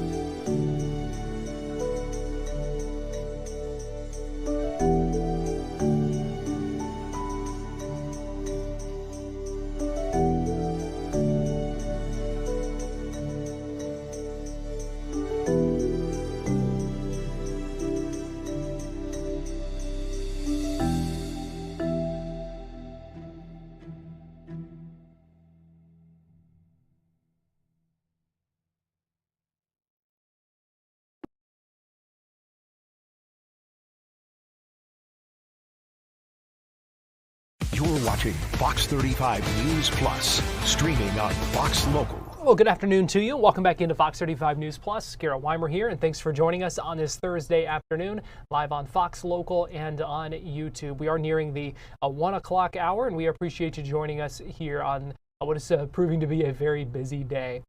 We are continuing to follow up on a Department of Justice investigation into SeaWorld over a potential violations of the Americans with Disabilities Act. This is a follow-up to a story that we've been keeping an eye on ever since Fox 35 did the story about a change in policy at the theme park that banned wheeled walkers with seats. They're called rollators, and the DOJ is now investigating whether that policy change violates the Americans with Disabilities Act. I want to bring in Lee Markowitz, who joins us live now via Zoom. She's the managing attorney for the Community and Health Services team with Disability Rights Florida. And Lee, we appreciate you joining us here on Fox 35 News Plus. Of course, my pleasure. So first, I just want to get your reaction from your organization to hearing about this DOJ investigation looking into this. Yeah, we are really pleased that DOJ is looking into this. This is a very straightforward ADA issue. And as you know, you may or may not know, the ADA prohibits discrimination on the basis of disability in places of public accommodation. And this ban does just that. And so we're really pleased that the DOJ is taking this seriously. What is your concern with this policy change at SeaWorld to ban this certain type of walkers? Why is that concerning? Yeah, by implementing a policy banning a particular type of mobility device, the park is in essence banning those individuals with disabilities who need that mobility device in order to gain equal access to the park. We've heard the kind of rebuttal of, well, they could use something else. Why is that not an adequate response in your view? Because that's not how the ADA works. And if they are being told to use a different device, something that maybe isn't appropriate for their particular type of disability, that is in essence a ban. And I know the parks, we've seen some things about the parks offering, some alternatives at the park, or you can pay for one of their power chairs, which would just be a surcharge, which I know DOJ addressed in their letter. Basically, everything in DOJ's letter, I think they did a really good job of clearly stating what the issues are. And, we stand by being asked to use a different kind of mobility device is not in adherence with the regulations as well implementing the ADA. And you mentioned the surcharge. We have learned that after the DOJ sent that letter, SeaWorld updating their policy to say it will now offer that free of charge to those users. But just walk me through what an investigation like this might look like from this perspective of looking into trying to determine whether there is a violation, and kind of what all goes into that now. Well, DOJ has, a great team of attorneys that have been working in this area of law for a very long time. So I'm sure that there is some legal research going on. I would imagine, and a lot of this would be kind of hypothesis because I'm not part of the DOJ, but I would imagine that they are doing case research to see if these issues have arisen in other public accommodation settings. I would imagine that if they're hearing from individuals, they would want to be speaking with them who are facing the effects of this ban. And that would be where I would imagine their steps would go. Lee, from your organization's perspective, why is it important that steps like this are taken when there are, believed to be violations like this, not just in this situation, but in others? Yeah, it shows that the Department of Justice is taking it seriously, that they're taking the ADA seriously, and that people with disabilities who are facing obstacles to access their needs are being discussed, and that it isn't being brushed under. We would hope always that things can be resolved without litigation, and I'm really glad, our organization's really glad that the DOJ is showing that this is a priority to them. And talk to us a little bit about your organization and the work that Disability Rights Florida does when it comes to situations like these and others. Yeah, so Disability Rights Florida is Florida's protection and advocacy organization. We are federally mandated to protect the interests of persons with disabilities in the state of Florida. Every state has one. We are part of a larger network of what's called the PNA network, and we handle cases from ADA violations to Medicaid issues to education issues, basically anything that impacts a person with a disability in the state of Florida. They can contact our organization, and whether we're able to help on a case-by-case basis, or sometimes we're able to get involved in larger systemic litigation, either on our own or in partnership with organizations. We're always looking for how we can serve the disability community in the state of Florida. Have you heard people with from people with complaints about this policy change at SeaWorld? So we have actually gotten a couple calls. We're still, doing what we normally our full intake process and speaking with, potential clients, but it's affecting the community, and I think with all good reason. Just I know this was mentioned in some of your earlier reporting, but just because some people are not using these devices properly, that doesn't allow the parks to create a blanket ban on them. We see, I think one of the analogies that we saw in one of your earlier articles, I think it had to do with baby strollers. So one of the other things that comes to mind is shopping carts in a grocery store. We see people using those improperly all of the time. Are we going to ban shopping carts? I think that would be something totally inappropriate. You're not going to see a total ban on seeing eye dogs if a few dogs are improperly trained and something happens. It's really, you can't ban an entire category of disability device, assistive technology, assistive device, anything just because some people are using them improperly. That's creating an entire bar to access. Is there a proper way to address it then, if this were something that SeaWorld wanted to look at to prevent that improper use at its theme park that would not violate the ADA? The same way they address the improper use of baby strollers, of any other equipment that people have to bring in.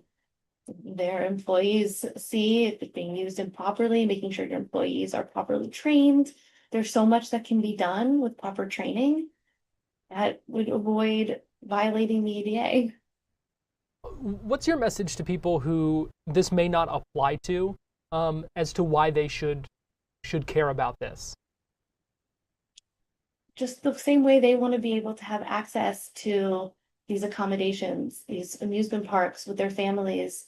Think about if you couldn't access these parks, these, basic fun family vacations, because they're not going to allow your device in. That's something that, whether that affects you or not, you should care that people are facing those barriers. And what is your recommendation to folks who, if they come across situations like these, what should they do? Well, for a start, you can always contact our organization, and if it's not something that we can assist with, we often know the right, some recommendations, the right direction to go. But we have an open intake line that you can submit both through online as well as phone calls. And we want to know what is happening to our community. So if you find out about something like this, Disability Rights Florida wants to know about it. Lee Markowitz, managing attorney with the Community and Health Services team at Disability Rights Florida. Really appreciate your time, and thanks for speaking with us this afternoon here on Fox 35 News Plus. Of course, my pleasure. Thank you. We're going to take a quick break, and we'll be right back.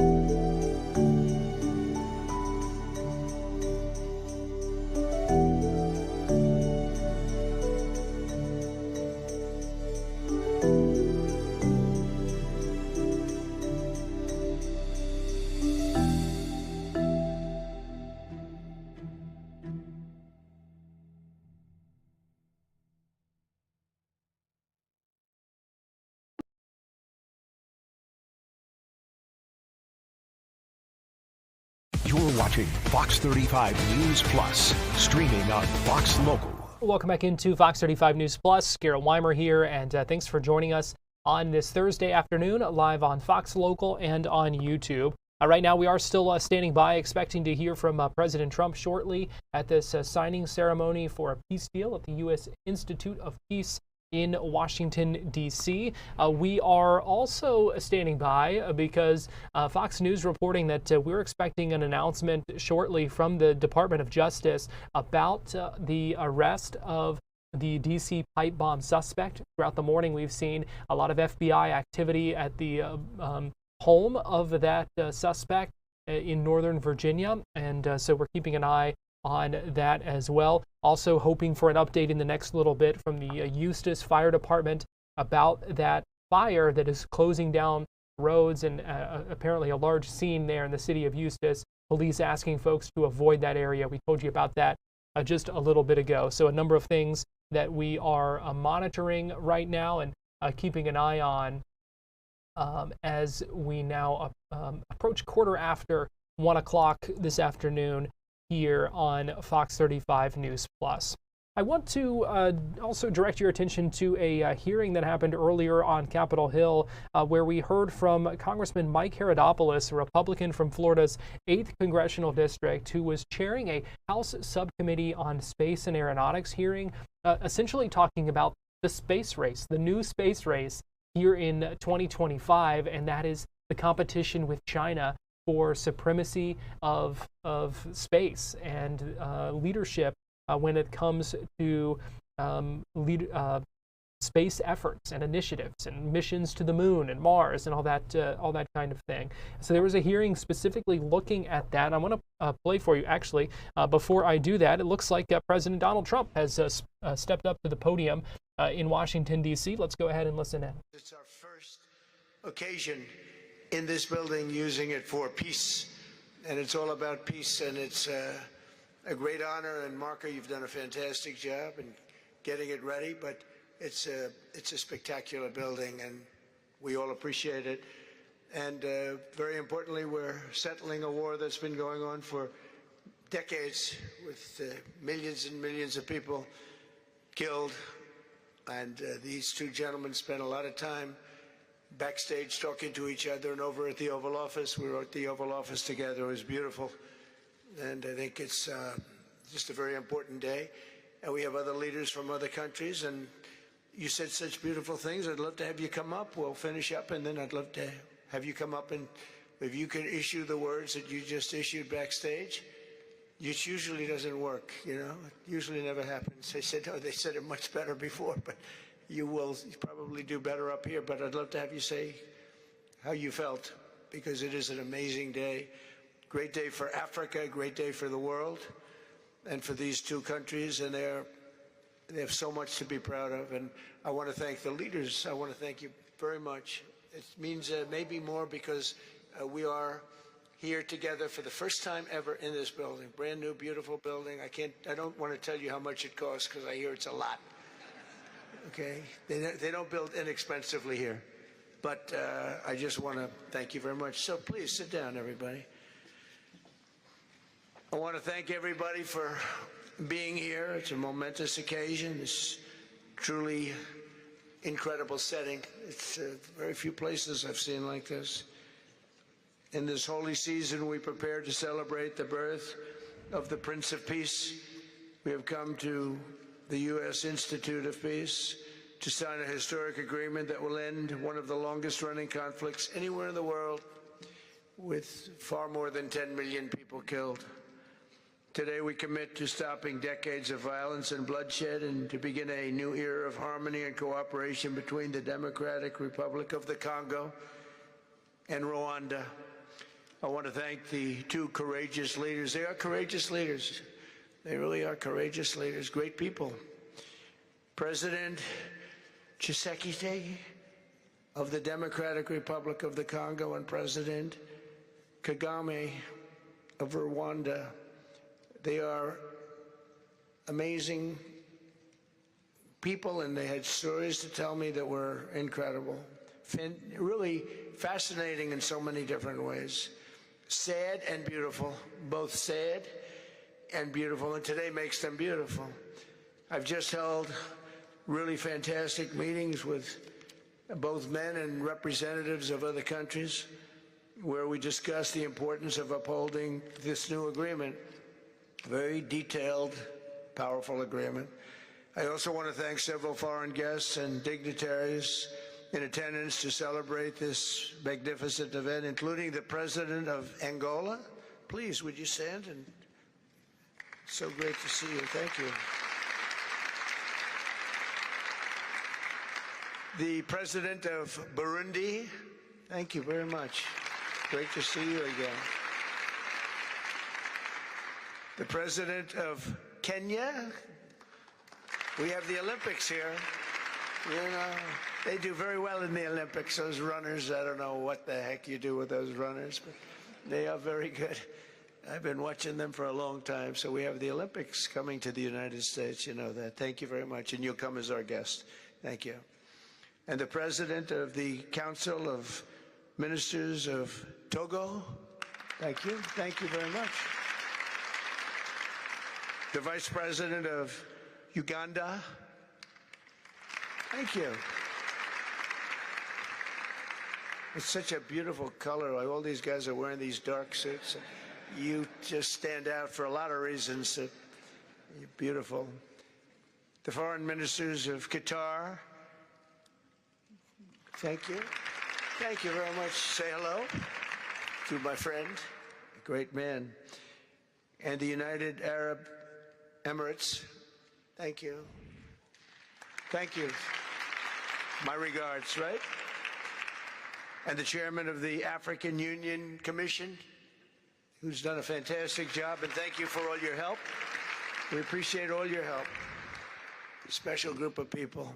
A very special thanks as well to Secretary of State Marco Rubio. Marco, please stand. Thank you. And thank you for putting a certain name in that building. I said, boy, that is beautiful. That blew up last night. They said, that's a great honor. It really is. On this building, it's a great honor. Thank you very much. I assume you had a lot to do with that. Just a little bit, yeah. Thank you. Appreciate it. And Senior Advisor for Africa, Masad Boulos, who's been fantastic. Thank you, Masad. All of these people, every one of them were indispensable in forging this agreement. Let me also recognize Senators Mike Rounds and Lindsey Graham. Lindsey, thank you. Mike, wherever you may be. Thank you. Thank you, Mike. Representatives Ronnie Jackson. Where's Ronnie? Ronnie is that great guy. He won his race in Texas by 48 points, right, Ronnie? So I don't have to ask if he's in any, I don't even have to endorse him anymore. It doesn't matter. Save the paper, right? Great job. Chris Smith. Chris? Thank you, Chris. Great. Good job. Trent Kelly. Trent? Thank you very much. Thank you. And the acting president of the Institute for Peace, Darren Beatty. Thank you, Darren, very much. Thank you very much, Darren. For more than 30 years, one of the worst conflicts on earth has been raging in eastern Congo. Millions and millions of people have been tragically killed, went on forever, and countless more have been displaced from their homes. Families have been destroyed. It's been a disaster. Many administrations have tried, but probably not too hard, knowing who preceded me. But they tried. It says they've tried. But we tried harder to end this conflict. But they've accomplished, obviously, they accomplished very little because the killing went on at levels that just got worse and worse. And today we're succeeding where so many others have failed. And this has become the 8th war that we've ended in less than 1 year. Such an exciting thing to do. This has been a really, because we're talking about 30 years of fighting, 30 years, much more than 10 million lives. Last June, thanks to the efforts of Secretary Rubio and Mr. Boulos, Rwanda and the DRC reached a landmark agreement to move toward peace. They started the process. I met with some of their great representatives who are here also. And we started a great process. The compact we're signing today, which will be known as the Washington Accords. Everybody sort of liked that name. Formalizes the terms agreed to in June, including a permanent ceasefire, the disarmament of non-state forces, provisions for refugees to return to their homes, and justice and accountability for those who have committed illegal atrocities. Very importantly, this agreement also creates a new framework for economic prosperity. There's tremendous wealth in that beautiful earth.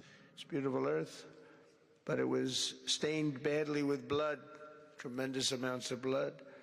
But in the region that will support a lasting peace, and the Democratic Republic of the Congo and Rwanda have agreed to more closely integrate their economies with each other rather than fighting, and they'll be doing that. And these two gentlemen are very smart, and I think they liked each other a lot. I spent time with them.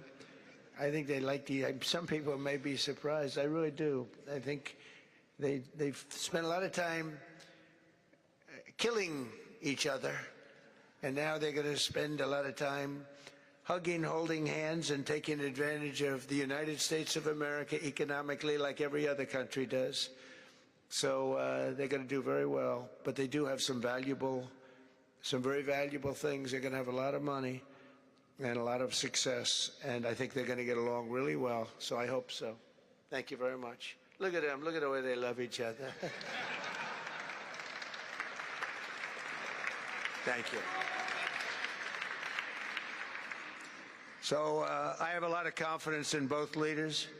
We'll keep these commitments. I know they're going to keep them and follow through on the agreement and create a much brighter future for the people of their countries and their heroes within their countries because of today. This is a big story, and so much is being written and said. All of the newscasts have it at the top of the list, and they are heroes, and we want to keep it that way.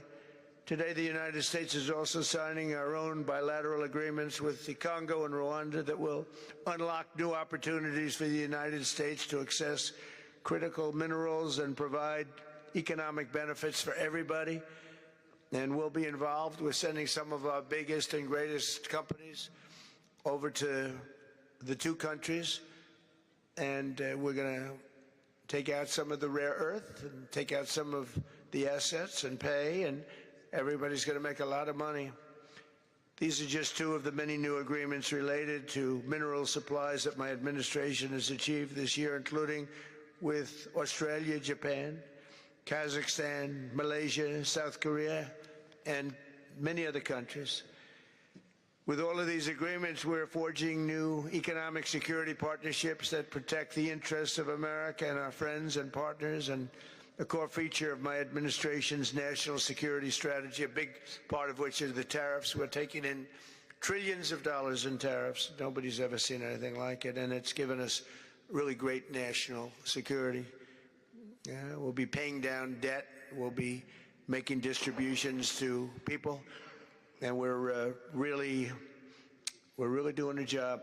It's amazing. I was with a gentleman, the future king of Saudi Arabia, and you've heard me say this a couple of times, but 2 months ago when I was over there, he said, and actually Qatar is represented today, and UAE is represented, and your leader said the exact same thing, different words, but the exact same thing, that 1 year ago they thought our country was dead, and now our country is the hottest country anywhere in the world. We're the hottest country anywhere in the world. Nobody's ever seen anything like it. We have over $18 trillion, that's just in 10 months, pledged or being invested or pledged to be invested in the United States. Think of that, 18 trillion.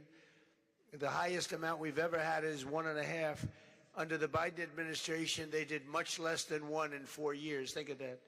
So they did less than 1 trillion in 4 years. We have 18 trillion in 10 months. It's going to be much more than that, too. No other country in history has ever been close, no matter what country you pick. So I want to thank you again, everybody, for your great vision, and I want to thank the people, especially the people that we named. Some of the others that unfortunately we didn't name, we just couldn't do that. But for your vision and for your courage because it's made it possible to begin healing old wounds and transcending past differences and creating a future where every child of God can live in dignity, prosperity, and peace. And these are two very good men, and they're two potentially very strong countries. I'd like to now invite President Kagame to come up and say a few words. It's Rwanda. And then, if I may, President of DRC, who really is doing a great job. These are two men that are doing a great job. And again, they are so respected because of what they're doing today and the mission that they've really, I think, accomplished. And we'll see how it all works out, but I think it's going to work out really great. They want to get on to other ways of living for their people, and they're great leaders. Thank you very much. Please, Mr. President, thank you. Getting ready to hear from a couple of the other leaders involved with this peace deal between the Democratic Republic of Congo and the Republic of Rwanda as well. Right now, we're going to take a quick break here on Fox 35 News Plus, but we'll be right back after this.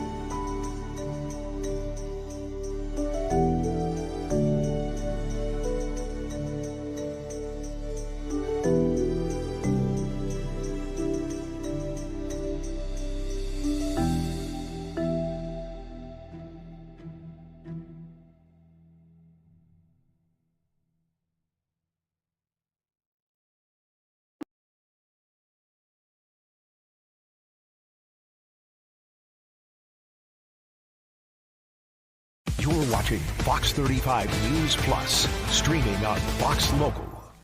Welcome back into Fox 35 News Plus. I'm Garrett Weimer, and thanks for joining us live on Fox Local and on YouTube. Continuing to monitor that peace deal ceremony that is going on in Washington, D.C. right now.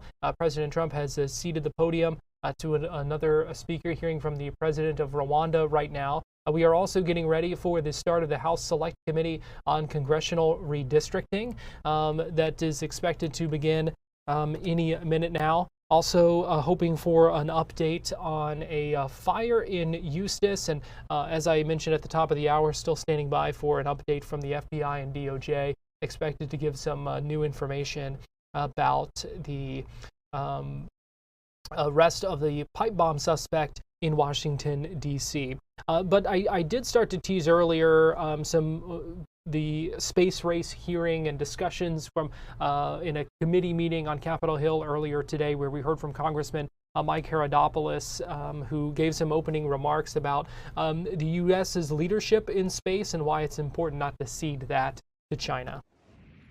The topic today we'll address is nothing more than a critical issue and defining challenge for this committee. Understanding China's bold ambitions, addressing their unapologetic drive for dominance in space. We are at the start of the next age of exploration, one where humanity is not just observing the cosmos, but acting on its observations and beginning to inhabit it. For those who are new to this issue, the question we should be asking as we explore beyond the planet is, will humanity carry forward the American values of economic and political freedom, or those of the Chinese Communist Party? For generations, the United States led humanity into space with unmatched ingenuity and without a true rival. However, that situation is changing as China moves methodically, relentlessly, and ruthlessly to tighten its grip on space capabilities and seek the strategic advantage by any means possible.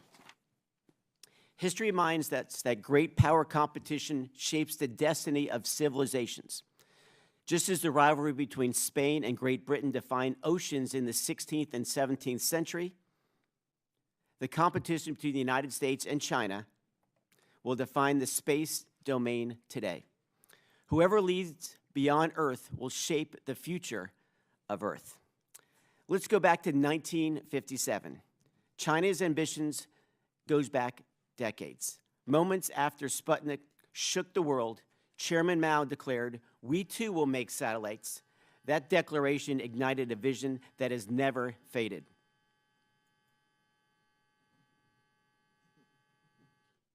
In 1992, China set into motion Project 921, its human spaceflight program, which continues today. In recent years, China's pace has surged, in part due to the declaration of the Space Dream, which transformed aspirations into coordinated missions for dominance. China's space sector has since surged forward, aimed to compete with America's world. That was Congressman Herodopoulos just a little bit ago, speaking on Capitol Hill during this hearing about the rise of China in space. Want to take you live now to Tallahassee, where the House Select Committee on Congressional Redistricting is getting ready. I believe they're calling the roll right now on their first meeting looking at redistricting in the state of Florida. Let's go ahead and listen in. A quorum is present, Mr. Chair. Thank you, Debbie. As a reminder for our members and our presenter, please make sure you turn on your microphone when you're speaking and turn it off when you're finished. As a reminder for everyone in our room today, please make sure that any electronic devices are silenced or turned off for the duration of this meeting. Members, before we begin, I'd like to take a moment to thank Speaker Perez for entrusting me with leading this committee, as well as his foresight in addressing this important issue. Redistricting is a matter that affects every Floridian and is vital to the functioning of our constitutional republic. I look forward to working with each of you throughout this process. I'd also like to take a moment to introduce our ranking member, Representative Antone. Look forward to partnering with you during this process. I'd also like to introduce our committee staff. We have our staff director, Kevin Sweeney, our policy chief, James Bufanis, our legislative analyst, Sam Jennings, and our administrative lead, Debbie Robbins.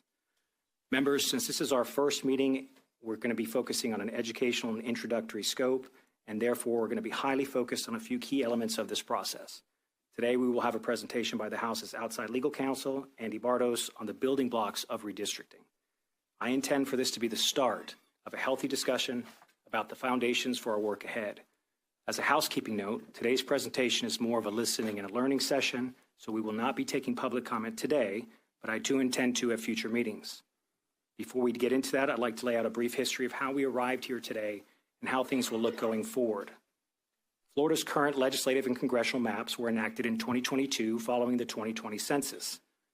That's a process that our nation undertakes every 10 years. The Florida Supreme Court upheld the newly enacted state legislative districts during its 30-day automatic review. 4 lawsuits were subsequently filed in both state and federal courts, and 3 of those have concluded, with 1 remaining scheduled to go to trial in federal court in January. In one of these cases, commonly referred to as Black Voters Matter, or BVM for short, the Florida Supreme Court held that our obligation to comply with the Florida Constitution's non-diminishment requirement is limited by the federal Constitution, which in most cases prohibits us from making race the predominant consideration in drawing a district.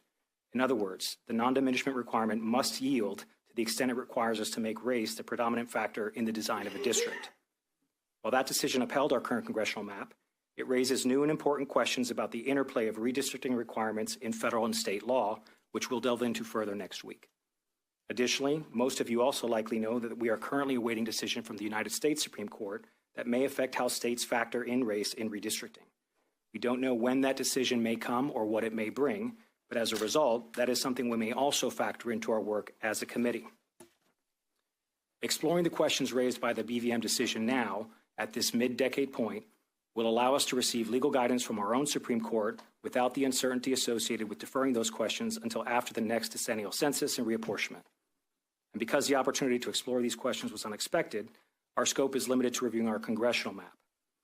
Now, I'm not naive to the fact that there is much public discourse around mid-decade redistricting.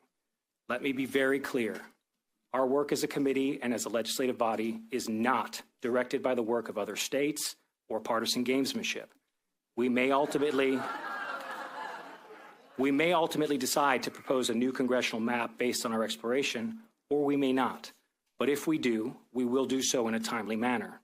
This committee was formed by the Speaker ahead of the 2026 legislative session so that if we do decide to propose a new congressional map, we may do so under our traditional process of lawmaking and with enough time to enact a map if passed by our legislature.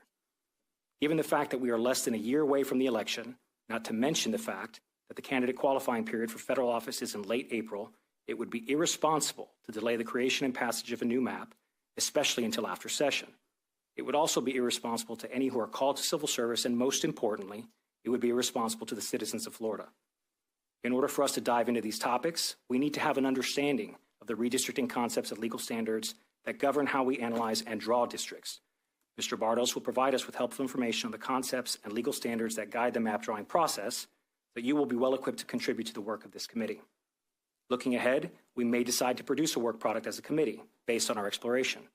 That work product will reflect the thoughts and input of the members of this committee. As is standard with any piece of policymaking, that product may change as it moves through our process. As we look at the possibility of redrawing our congressional map, I'd like to make clear what tools and data we will be using. As you all know, the U.S. Census is conducted once every 10 years, and the census population data is what every state in the country uses to redraw districts. It is the most accurate and comprehensive data set of our country's population, and there is no substitute that comes even close. Additionally, the legal questions posed in the recent BVM ruling arose from a map drawn from the 2020 census data. More specifically, the legal challenge in BVM was based on a single district, which leads us to the possibility that there may be other districts in the current map that may have been drawn to conform with legal standards and precedents that have been further developed in the BVM decision. Therefore, for the purpose of this committee's work in reanalyzing and possibly redrawing congressional districts, we will rely on the population data from the 2020 census. We'll use exactly what was at the legislature's disposal the last time around. On our committee webpage on flhouse.gov, you will see a link that houses information on the current congressional map. Here, you will also be able to view the map in an interactive viewer, as well as download the map files and all relevant data and reports. We've contracted with the same vendor that was used last cycle to relaunch the map drawing application, which is now available to all members of this committee in your Legis dashboard. It contains all of the data and geography from the 2020 cycle, and you should have all received an email with your log information prior to this committee. If you have questions, please reach out to committee staff. I do intend to have a presentation on how to use this software in a future meeting. This tool will allow members to analyze and create maps as well. If we end up with the committee work product, you may use this tool to propose amendments. This will follow traditional House processes and rules which govern amendments. We're continuing to keep an ear on that, but I want to get you live right now to Attorney General Pam Bondi, expected to be talking about the arrest of the D.C. pipe bomb suspect. Let's go ahead and listen in. Charged with placing the pipe bombs at the RNC and the DNC on January 5th, 2021. He has been charged with violating 18 U.S.C. 844, which is use of an explosive device. This investigation is ongoing. As we speak, search warrants are being executed, and there could be more charges to come. I'm going to let our U.S. Attorney discuss that shortly. This was the work of multiple agencies working together. This morning's operation was carried out safely and successfully. We know that there are so many issues when you're issuing search warrants. Dangerous things can happen, and this was carried out safely and securely thanks to all of the people standing around me. They have worked tirelessly on this. Today's arrest happened because the Trump administration has made this case a priority. The total lack of movement on this case in our nation's capital undermined the public trust of our enforcement agencies. This cold case languished for 4 years until Director Patel and Deputy Director Bongino came to the FBI.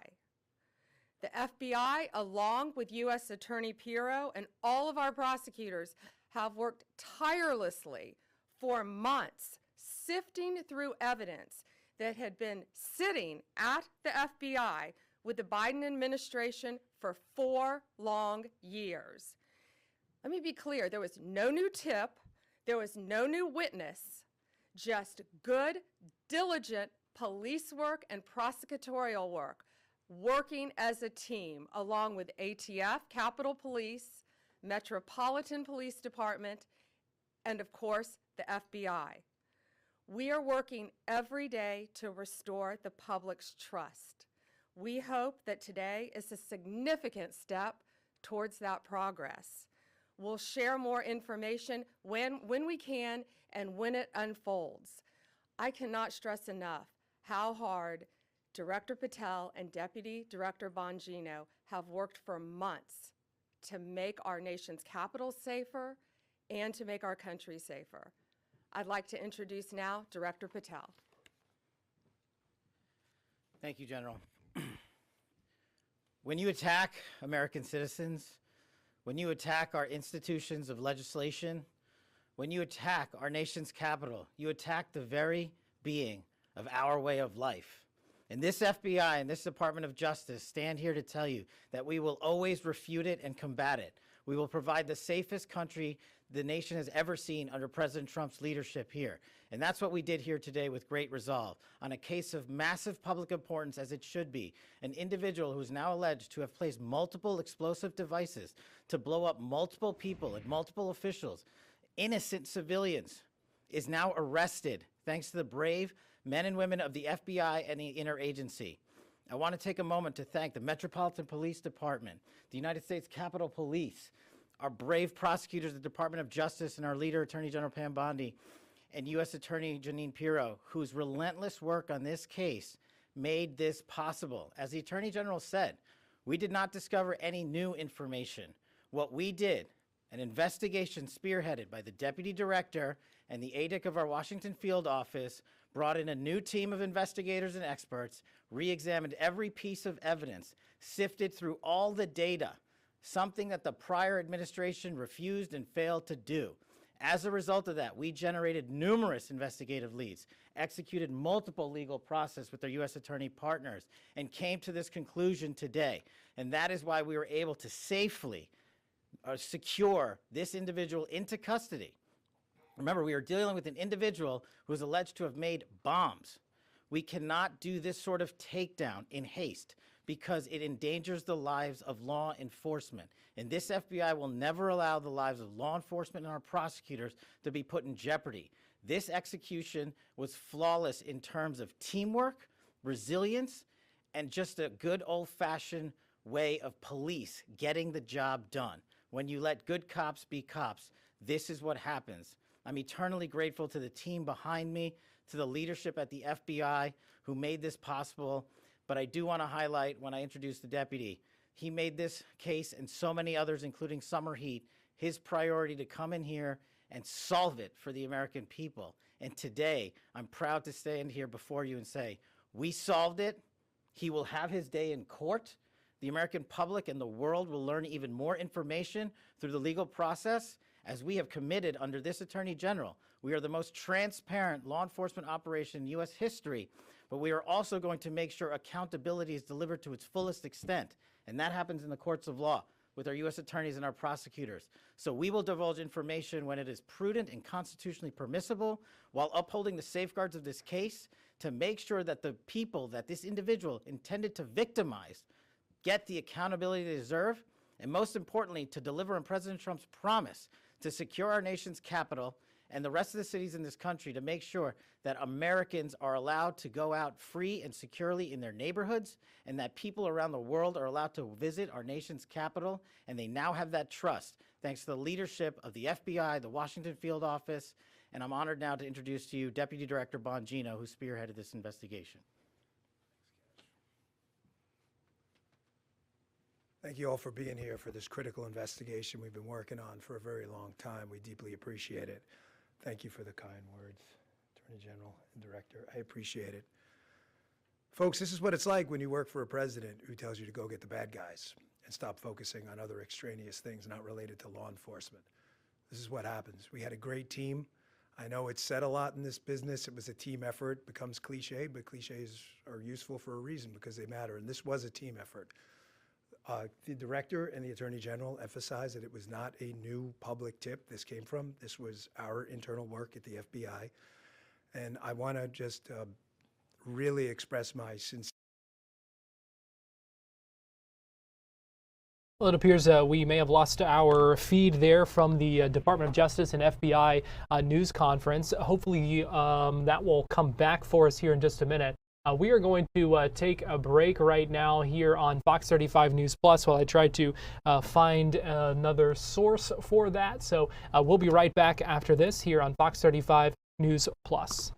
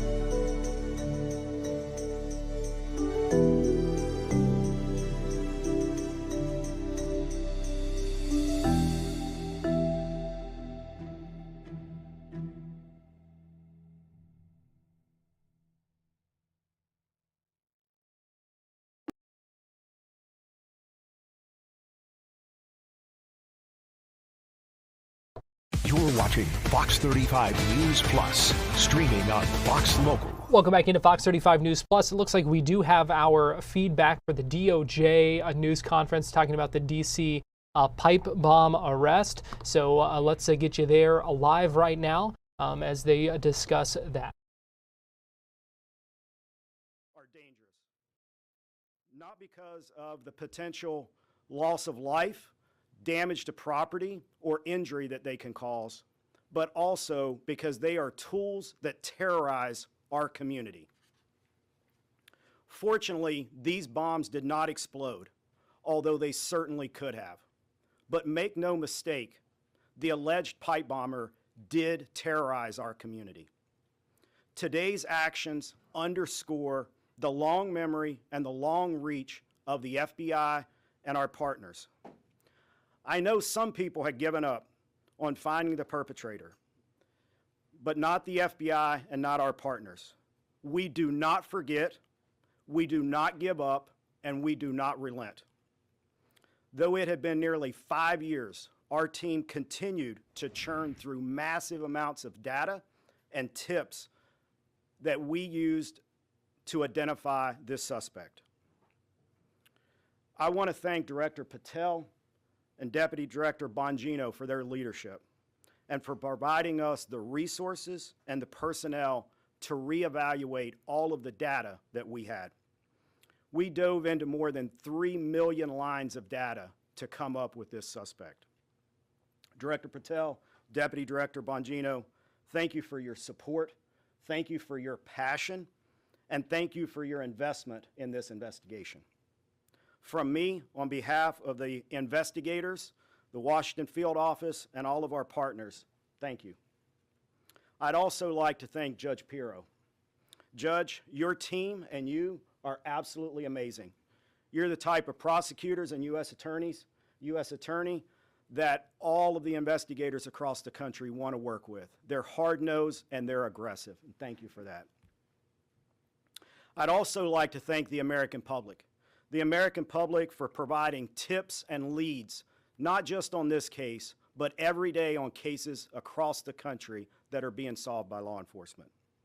And finally, I want to commend all of the members of the Washington Field Office, and most specifically, the investigative team. Their diligence and persistence led to this arrest today, and they are absolutely, totally dedicated not only to this case, but every case they work. So thank you, Washington Field Office.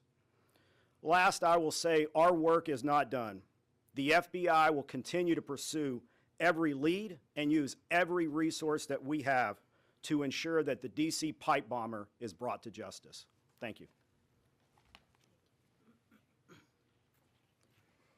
You keep hearing the words partnership and team, and that's what we are. And we could not do this without our U.S. Attorney, Jeanine Pirro.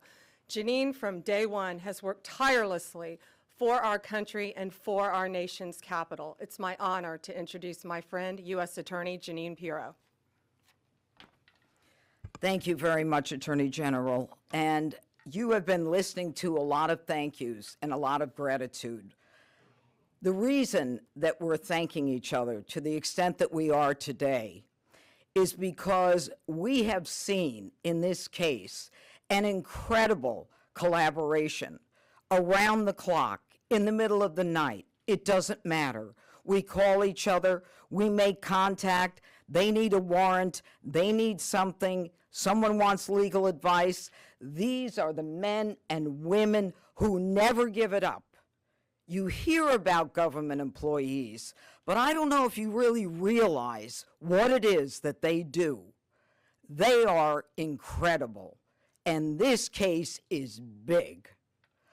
4 years, 10 months, and 28 days ago, an individual placed a bomb in the vicinity of both the RNC and the DNC. And for that amount of time, that individual evaded accountability. Today, as a result of the cumulative efforts of the men and women in the FBI and the police department and the Department of Justice, we are finally able to make an arrest of an individual by the name of Brian Cole. As the Attorney General has indicated, he is arrested for transporting an explosive device in interstate commerce, as well as the attempted malicious destruction by means of explosive materials. You know, folks, this case involved millions of pieces of data. And it is a huge win because it was like finding a needle in a haystack. So much of this evidence was very specific, but a lot of it was also very general. For example, there were 233,000 black end caps of the type that were used in this case. I want you to think about the fact that the FBI had to go through the sale of every one of them to try to find commonality with an individual, along with the purchase of the pipe itself, the cap ends, the wires, the steel, and the 9-volt batteries. Every one of those had to be mined and remined to the point where we were able to then connect. And make no mistake, it was this administration, it was this president who made the decision that we were going to use all of our efforts to get it done, and get it done they did. Finally, let me say this. Today begins the formal process of accountability, where this defendant will begin his journey through the criminal justice system.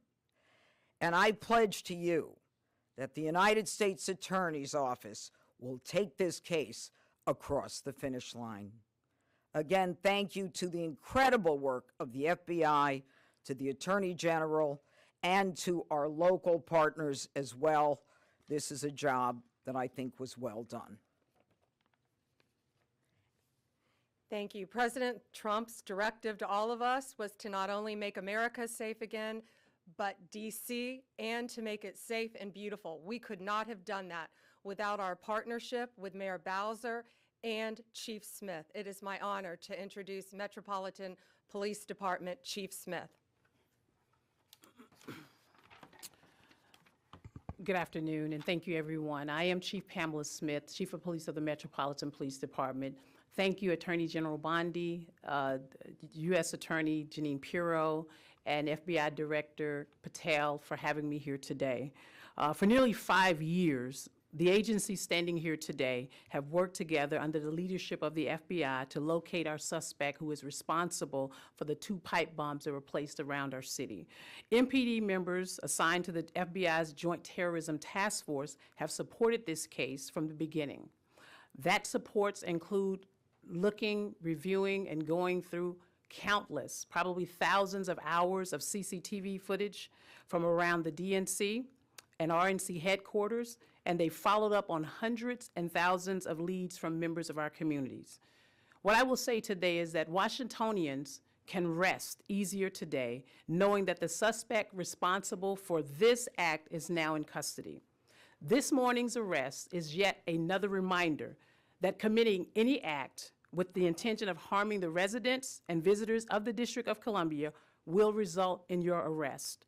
The men and women of the Metropolitan Police Department, the FBI, the ATF, the U.S. Capitol Police, and certainly the prosecutors at our U.S. Attorney's Office will go to the furthest length. I heard somebody say to the end of the earth, but thank God we didn't have to go to the end of the earth today, that we were able to bring this subject into custody.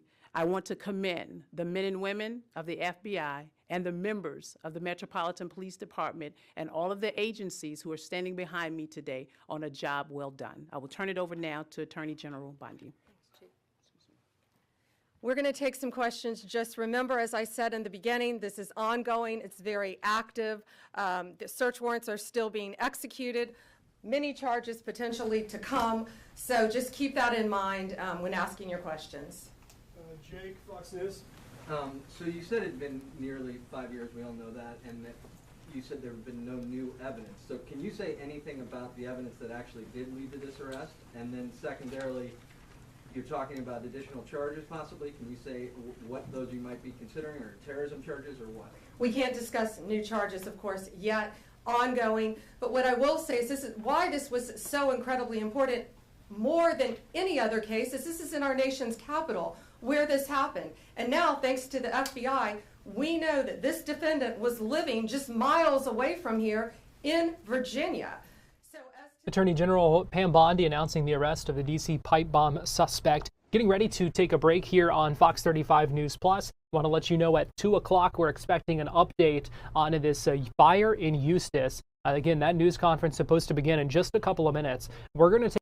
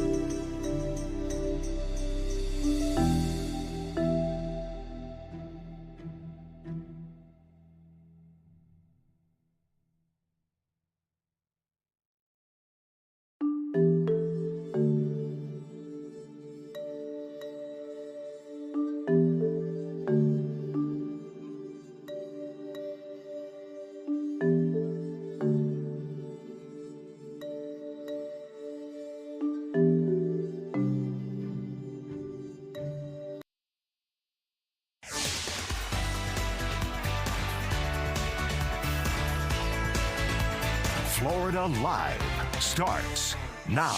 Well, good afternoon to you and welcome into Florida Live. I'm Garrett Weimer and thanks for joining us on this Thursday afternoon, live on Fox Local, YouTube, and on Fox 35 TV. If you've been with us the last 3 hours on Fox Local for our live streaming, it has been a busy day. Just in the last half hour, we took you to the Florida House Committee talking about congressional redistricting. We heard from President Donald Trump at a peace deal signing, and we also had the breaking news as the FBI and DOJ announced the arrest of the D.C. pipe bomb suspect. They've identified him as a man from Northern Virginia, living just miles from the Republican National Committee and Democratic National Committee headquarters, where he's accused of placing a bomb the night before the January 6th riot at the U.S. Capitol. We are also tracking breaking news here on Fox 35 News Plus and awaiting an update from fire officials in the city of Eustis in Lake County right now. This is a live look where that news conference is expected to begin any minute now, and live aerial images from Sky Fox right now looking at this scene here.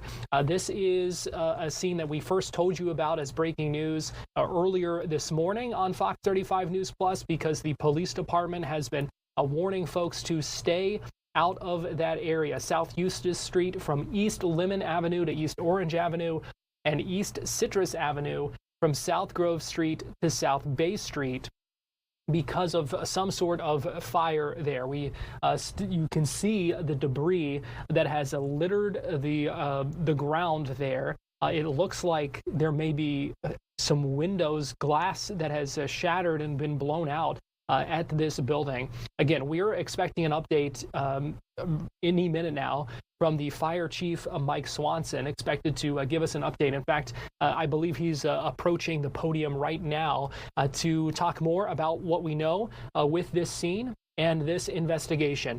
So let's go ahead and listen in live. So I'm not on yet, right? So everybody get ready, get good, and then let me know. Okay. Most of you guys have met me before, so familiar. This is Fire Chief Mike Swanson getting ready to give us some details here about what we know. Again, these are live images, both from this news conference and the aerial shot that is kind of showing us some of the debris and some of the damage that we are seeing as emergency personnel remain on this scene. They have been there for at least a couple of hours now. I'm sure we'll get a little bit more of a timetable here shortly. It looks like some other city officials there as well, getting ready to discuss this and tell us more about this. Again, we don't know right now what has happened, but we do know that fire officials have been on the scene there for a while and have been asking folks, police have been asking folks to stay away. So let's go ahead and listen in here. Do you mind waiting one more minute for me? No, I'm good. That's why I just want to say things twice.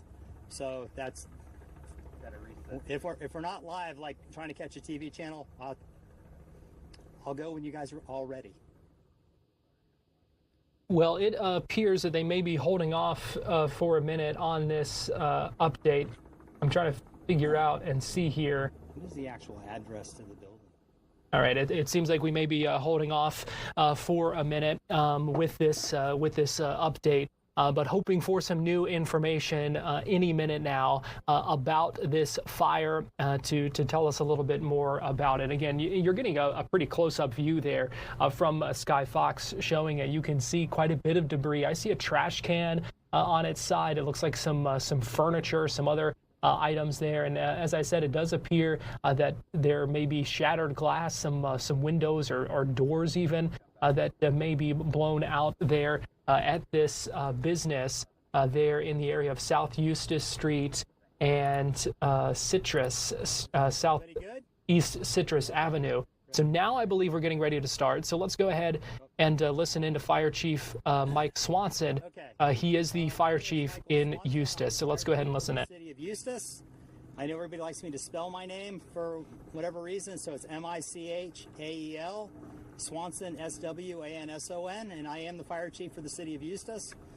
Today we had an unfortunate event. There was some road work being done and utility work being done, and we discovered a gas leak on a natural gas line.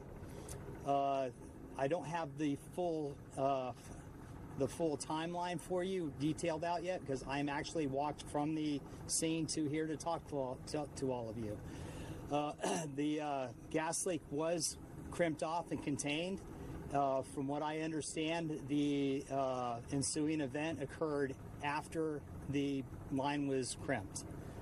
So what we're trying to do now is determine what caused the explosion and the fire. We do have an injury. The individual was taken to a hospital. We are watching for evaluations on the patient to see how she's doing. I have not had anything official yet, so I cannot update you on that. What I can tell you is right now the state fire marshal is on site along with the gas company's investigator and the Eustis Police Department's investigator. I have not started my investigation yet. I just haven't had time. I will start looking at things and digging through it when I get a break myself to go over there and actually cipher through the building. At this time, the building appears to be a total loss. The explosion does look like it took place in the back of the building. We're not really sure what caused the actual explosion. Please understand that what makes this a little complicated for all of us is that the building actually doesn't have gas service to it that we know of. Now, if there's a gas service line to it that was from years ago, we don't know. What we do know is that everything in the building is electric, and we're not finding any gas shutoffs or mains on the building.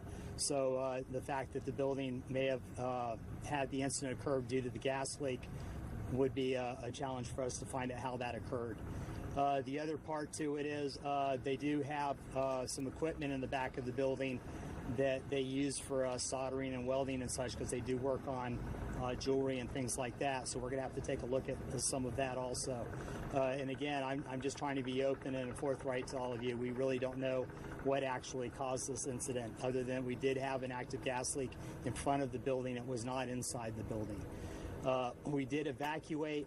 When I say we, I evacuated the area, the four corners, the buildings in the four corners, and I did that for safety when we found that some of the gas had actually leaked into some of the utility lines underneath the building, which, by the way, is very common for gas to do when it leaks down into the ground where the gas leak actually occurred. So we weren't too surprised about that, but when we found that the gas was a little ways up the road, for precaution, we evacuated the city annex building where our water customer service is, Ace Hardware, Lake Collision, and also the facility over here that feeds the homeless. But we emptied all those out and got them to a safe distance. At no time did any of those buildings have a gas recording in them. They were zero the entire time, which is good. That means the gas did not make its way there. Again, that was all for precaution. The only other facility that we know that we got a gas reading on was the house directly behind the building that caught fire and exploded. In that house, we got a 10% reading on the second floor, and we believe that's because natural gas rises, and it probably went up through the eaves or through the windows, which can be expected when you have a gas leak outside the front part of the house. The house and the business, the owners were notified to leave. Mandatory evacuations can only be enforced so far, and we'll leave that part of the story alone for now. Any questions?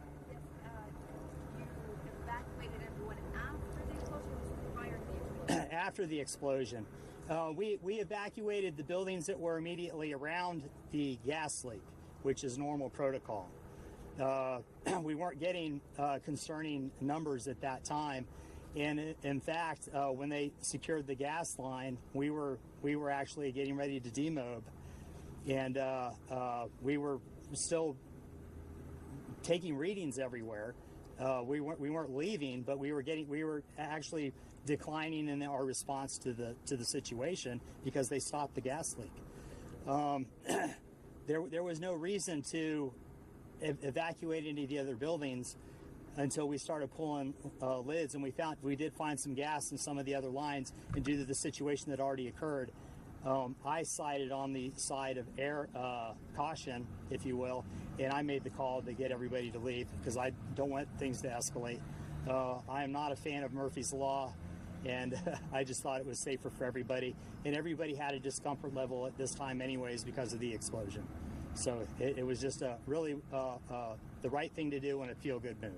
Are the nearby buildings safe to enter now? Yes, everybody's back in at this point. The Yeah. person that was injured, were they part of the crew? Were they just an innocent bystander walking by? It was one of the people in one of the businesses that were evacuated. So firefighters were on scene for a gas leak prior to it exploding. Yes, they were on scene when it exploded. They were on scene. We had evacuated and told people to move. We had people relocate their cars. We did all of our part. We had the road closed off. We had things shut off. We did what we could, and that's from what I'm seeing right now. My officers on scene. They operated within protocols and did everything they should have done. Do you have a rough idea of what time the explosion occurred? I usually didn't have a timeline. I have the exact time. Now I got to look at my phone to get the exact time. It was about 10:47, I believe. Now the timeline of the call, the actual call started around 9:30. I wasn't here for it. There's a lot of road construction going on here. When they run those fiber optic lines down, it's not uncommon for them to hit a gas line or something, and usually it's outside. This one was outside. We evacuate. We get everybody away, and they close it off. We wait a bit. We check everything, and then we leave. In this scenario, everything was going according to plan. They crimped it off. We were waiting a bit, and we were going to start monitoring, and that's when the explosion occurred. The gas company crimped it off, or the firefighters? The gas company crimped it off. 10:57. I was 10 minutes off. Sorry. Thank you. 10:57 in 7 seconds. So the gas company crimped the line off. They were on scene. No, People's Gas, TECO. They're the ones that crimped the line off. It's their gas line. Okay. Now all the utility companies are on site right now. The cable company, Duke Energy, they're all here because they're pulling and checking their utilities. And we're going to keep the place closed down for a bit just for investigative purposes, and we really want to find out what happened. What kind of a business was that? She does jewelry, rocks, gemstones. It's a long-time business owner. She's been here a while. No, we're familiar with the business. And the building itself is a very old building. It's changed hands over the years. I can't even tell you what year the building was built, or if you Google Earth it, you'll see that it's a 1950s, 1960s style building. So it's very old. It's old construction. And I believe the owner occupied the entire building. I know they have multiple storefronts, but there was really like only one place where customers actually went in to get things. So it was a multifaceted business. Anything else? I'll go ahead and reach the next question. Yeah, there's going to be a lot of public records requests. Please be patient with us. Obviously, I'm the fire chief. Eustis Fire Chief Mike Swanson there in Eustis talking about a natural gas leak that led to an explosion. You can see the damage and the debris outside that jewelry business there at the corner of South Eustis Street and East Citrus Avenue, where the brunt of this happened. They say the gas was leaking after a line was crimped outside, and then some sort of explosion happened toward the back of that building that you're seeing. We do know one person is injured. Trying to learn some more about this, but all of this breaking news this afternoon as we get this information live from Eustis. We're going to take a break right now here on Florida Live, but we'll be right back after this.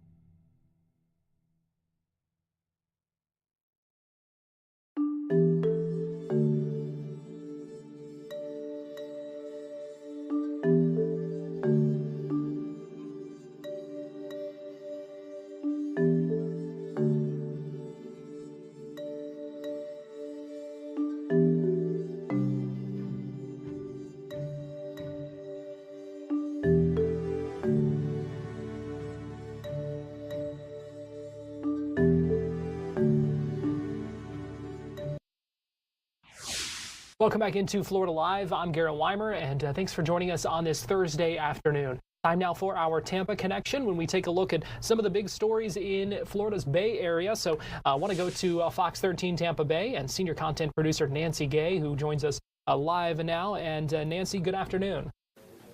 Good afternoon, Garrett. Well, last night, jurors reached a verdict in the Dylan Fogel trial. So he's the man who plowed into a group of people with a semi-truck in August of 2024 outside of a Tampa strip club.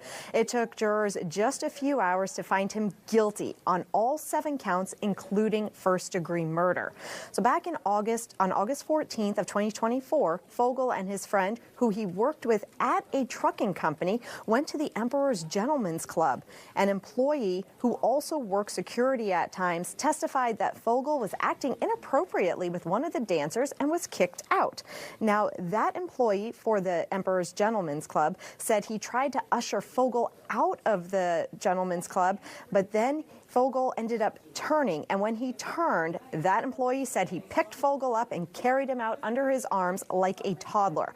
Now, prosecutors said Fogel eventually left the club on foot, and he was gone for about an hour or so and then returned with his semi-truck. The state showed text messages that Fogel sent before the crash, and one of those text messages read, "Goodbye, I'm going to prison for vehicular manslaughter." Now, during the trial, the state also showed surveillance video from outside the club of Fogel's friend getting thrown out of that club by a group of men. And seconds later, the footage shows Fogel's truck slam into the group, killing 1 man and hurting 2 employees. The defense began its opening statement with dramatic video of Fogel being treated by paramedics after the crash. And in that video, he could be heard wailing and yelling. Now, his public defender said that Fogel was in a state of hysteria and was saying things like he was under attack, and he was talking about 4 or 5 men. And during the defense's closing statement, Fogel's attorney said that the text messages he sent are not evidence of an intent to kill. The defense also said that Fogel's friend may not have been in any danger when he was getting kicked out, but Fogel saw his friend get shoved to the ground by a group of men and that he was worried about him.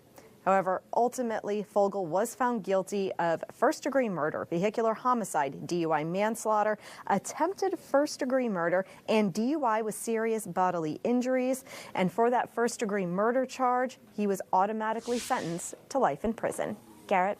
All right, our next story in the Tampa Connection, the story of a Good Samaritan. Yeah, this story is really cool, and it all started when Andrew Johnson was inside of his house making dinner one night. He said he was looking out the window, and it faces a pond, and normally he doesn't see anything inside of this pond, but that particular night he said he saw something strange. He saw a dog was swimming in that pond outside of his house, and then he noticed his 81-year-old neighbor gingerly walking toward the edge of that pond. He said he looked away for a second, and when he looked back, his neighbor was gone. Johnson said he took off running, and when he got down to the pond, he saw that woman halfway in the water screaming, holding her knees and crying. He quickly got her out, checked on her, and ran to grab her son. They quickly called 911, and paramedics came to check on her. Now, her son told Johnson that she had just had a knee replacement in June, so that's why she was unsteady on her feet. Johnson said he is just grateful he could be in the right place at the right time, and he would do it all over again if he could. Garrett? Well, and good for him for not wasting any time to jump into action, too. Yeah, he didn't waste any time. He said he looked out the window, saw her, turned away, saw that she was gone, and just jumped right into action and ran down to the pond. And he did say that his neighbor was actually in pretty good spirits despite what happened. He said there was a moment of levity when he asked her son how old she was. Her son said that she was 82, and she was like, no, I am only 81 years old. So she was definitely in good spirits. And again, he said that if the same situation happened again, he would definitely jump into action and do it all over. That's great. Our final story here in today's Tampa Connection, and that's an encouraging update when it comes to progress with Tropicana Field. Yes. St. Pete officials said that Tropicana Field will be ready to go on opening day 2026. That's just a few months away, and we got a tour of the stadium yesterday. So crews put up the last panel on the roof back in November. As you know, those panels were ripped off during Hurricane Milton last year, and the roof is made up of 24 panels that weigh 5,000 pounds each. Those panels, as you can see right there, appear to be yellow and white, but crews say that yellow color will fade in the sun, and eventually all those panels will appear to be white. And these new panels can withstand wind speeds of about 150 to 165 miles per hour. And now that the roof is on, work inside of Tropicana Stadium can begin. Drywall is being hung, seats are being painted, the catwalk electric is also being installed. The new stadium sound system will be installed this month, and that sound system will be tested in January. The 360 walkway and the Viva deck, which is in the left field, that flooring is going to be installed this month. New backstop netting is going to also be installed this month. So there's a lot happening in December. And then come mid-January, the new turf will be laid down. New carpets and lockers will be going in February. Opening day is April 6th, and the city said the Trop will be ready to go.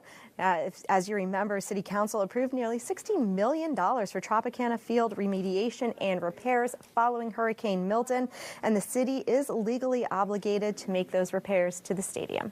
Garrett?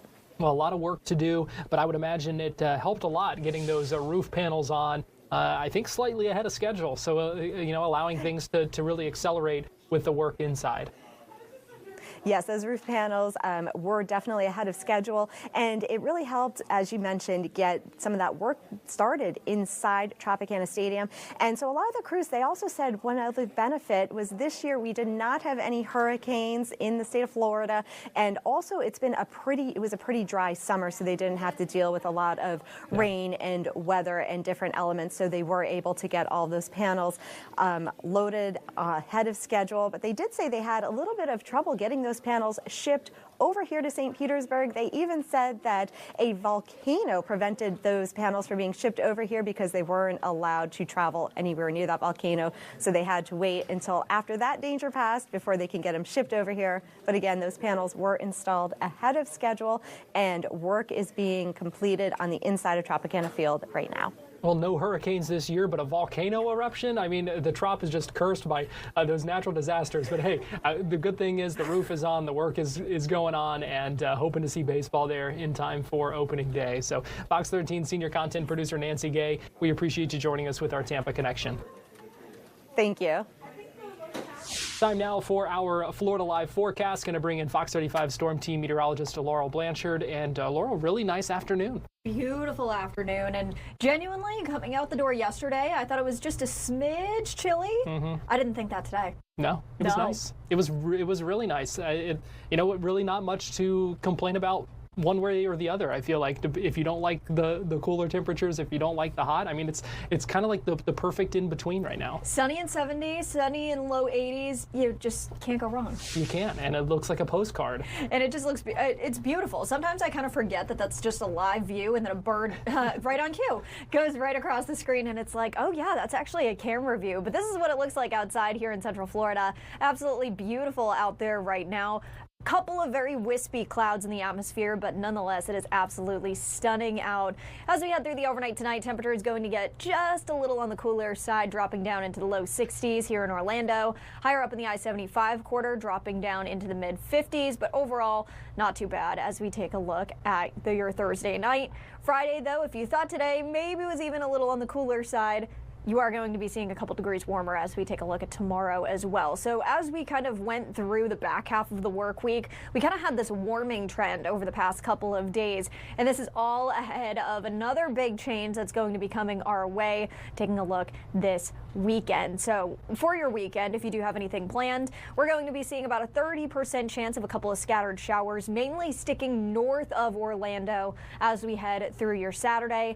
Sunday, as that cold front moves in, we're going going to be seeing some precipitation out there. We're possibly going to be seeing a good widespread amount of rain, as well as maybe a couple of thunderstorms kind of nestled within that line of rain as we take a look on your Sunday, mainly Sunday afternoon into your Sunday evening. But if you're not really looking for the rain, guess what? You maybe might be able to see some rain and maybe some snow as well, taking a look, because there's a lot of holiday events happening across the region. Taking a look, let's start off Friday. Lake Eola Christmas tree lighting, that's going to be happening. Partly cloudy skies as that event kicks off at 5:30, and they're going to be doing a whole light display basically every 45 minutes. Same with Lake Mary. Lake Mary Holiday in the Park happening tomorrow night as well from 6 to 9 p.m. Couple passing clouds. Absolutely beautiful out there, and you may be able to see some sudsy snow as well. Taking it to Saturday morning, things are looking good. Partly to mostly cloudy skies for the Winter Park Christmas Parade, hosted by our very own John Brown. And also the Asian Lantern Festival. That's going to continue as we head through the next couple of weeks. The Asian Lantern Festival into the wild. That is happening at the Central Florida Zoo. Cloudy skies for your Saturday, and that's going to continue with a little bit more rain. Taking a look at Sunday as well. Warm front, that's what's been warming us up. But it's this cold front that we're going to be seeing move through. That's what's going to be bringing us in that rain. Taking a look on Sunday. But you can see most of the showers kind of lingering in northern Florida and the Panhandle on Friday, even into your Saturday. It's Sunday, though, as that cold front really pushes through. That's what's going to be bringing us in our chance of rain as we take a look at Sunday, Garrett. So might be enough to get people in the winter spirit, even if not necessarily the Christmas or the holiday spirit, because you don't have the snow and the cold. But the winter spirit, because you see some of the clouds and the rain that a lot of other places get this time of year. It's a little on the gloomy side for us here. I feel like that's what we have to call our kind of winter, is gloomy, even though it's going to be, sunny and 70 for most of the time. Yeah, looking good for a lot of those events, though, for the most part, it seems like. So that is encouraging news. Fox 35 Storm Team Meteorologist Laurel Blanchard, we appreciate you joining us with our Florida Live forecast. Thanks, Garrett. We're going to take a quick break, and we'll be right back.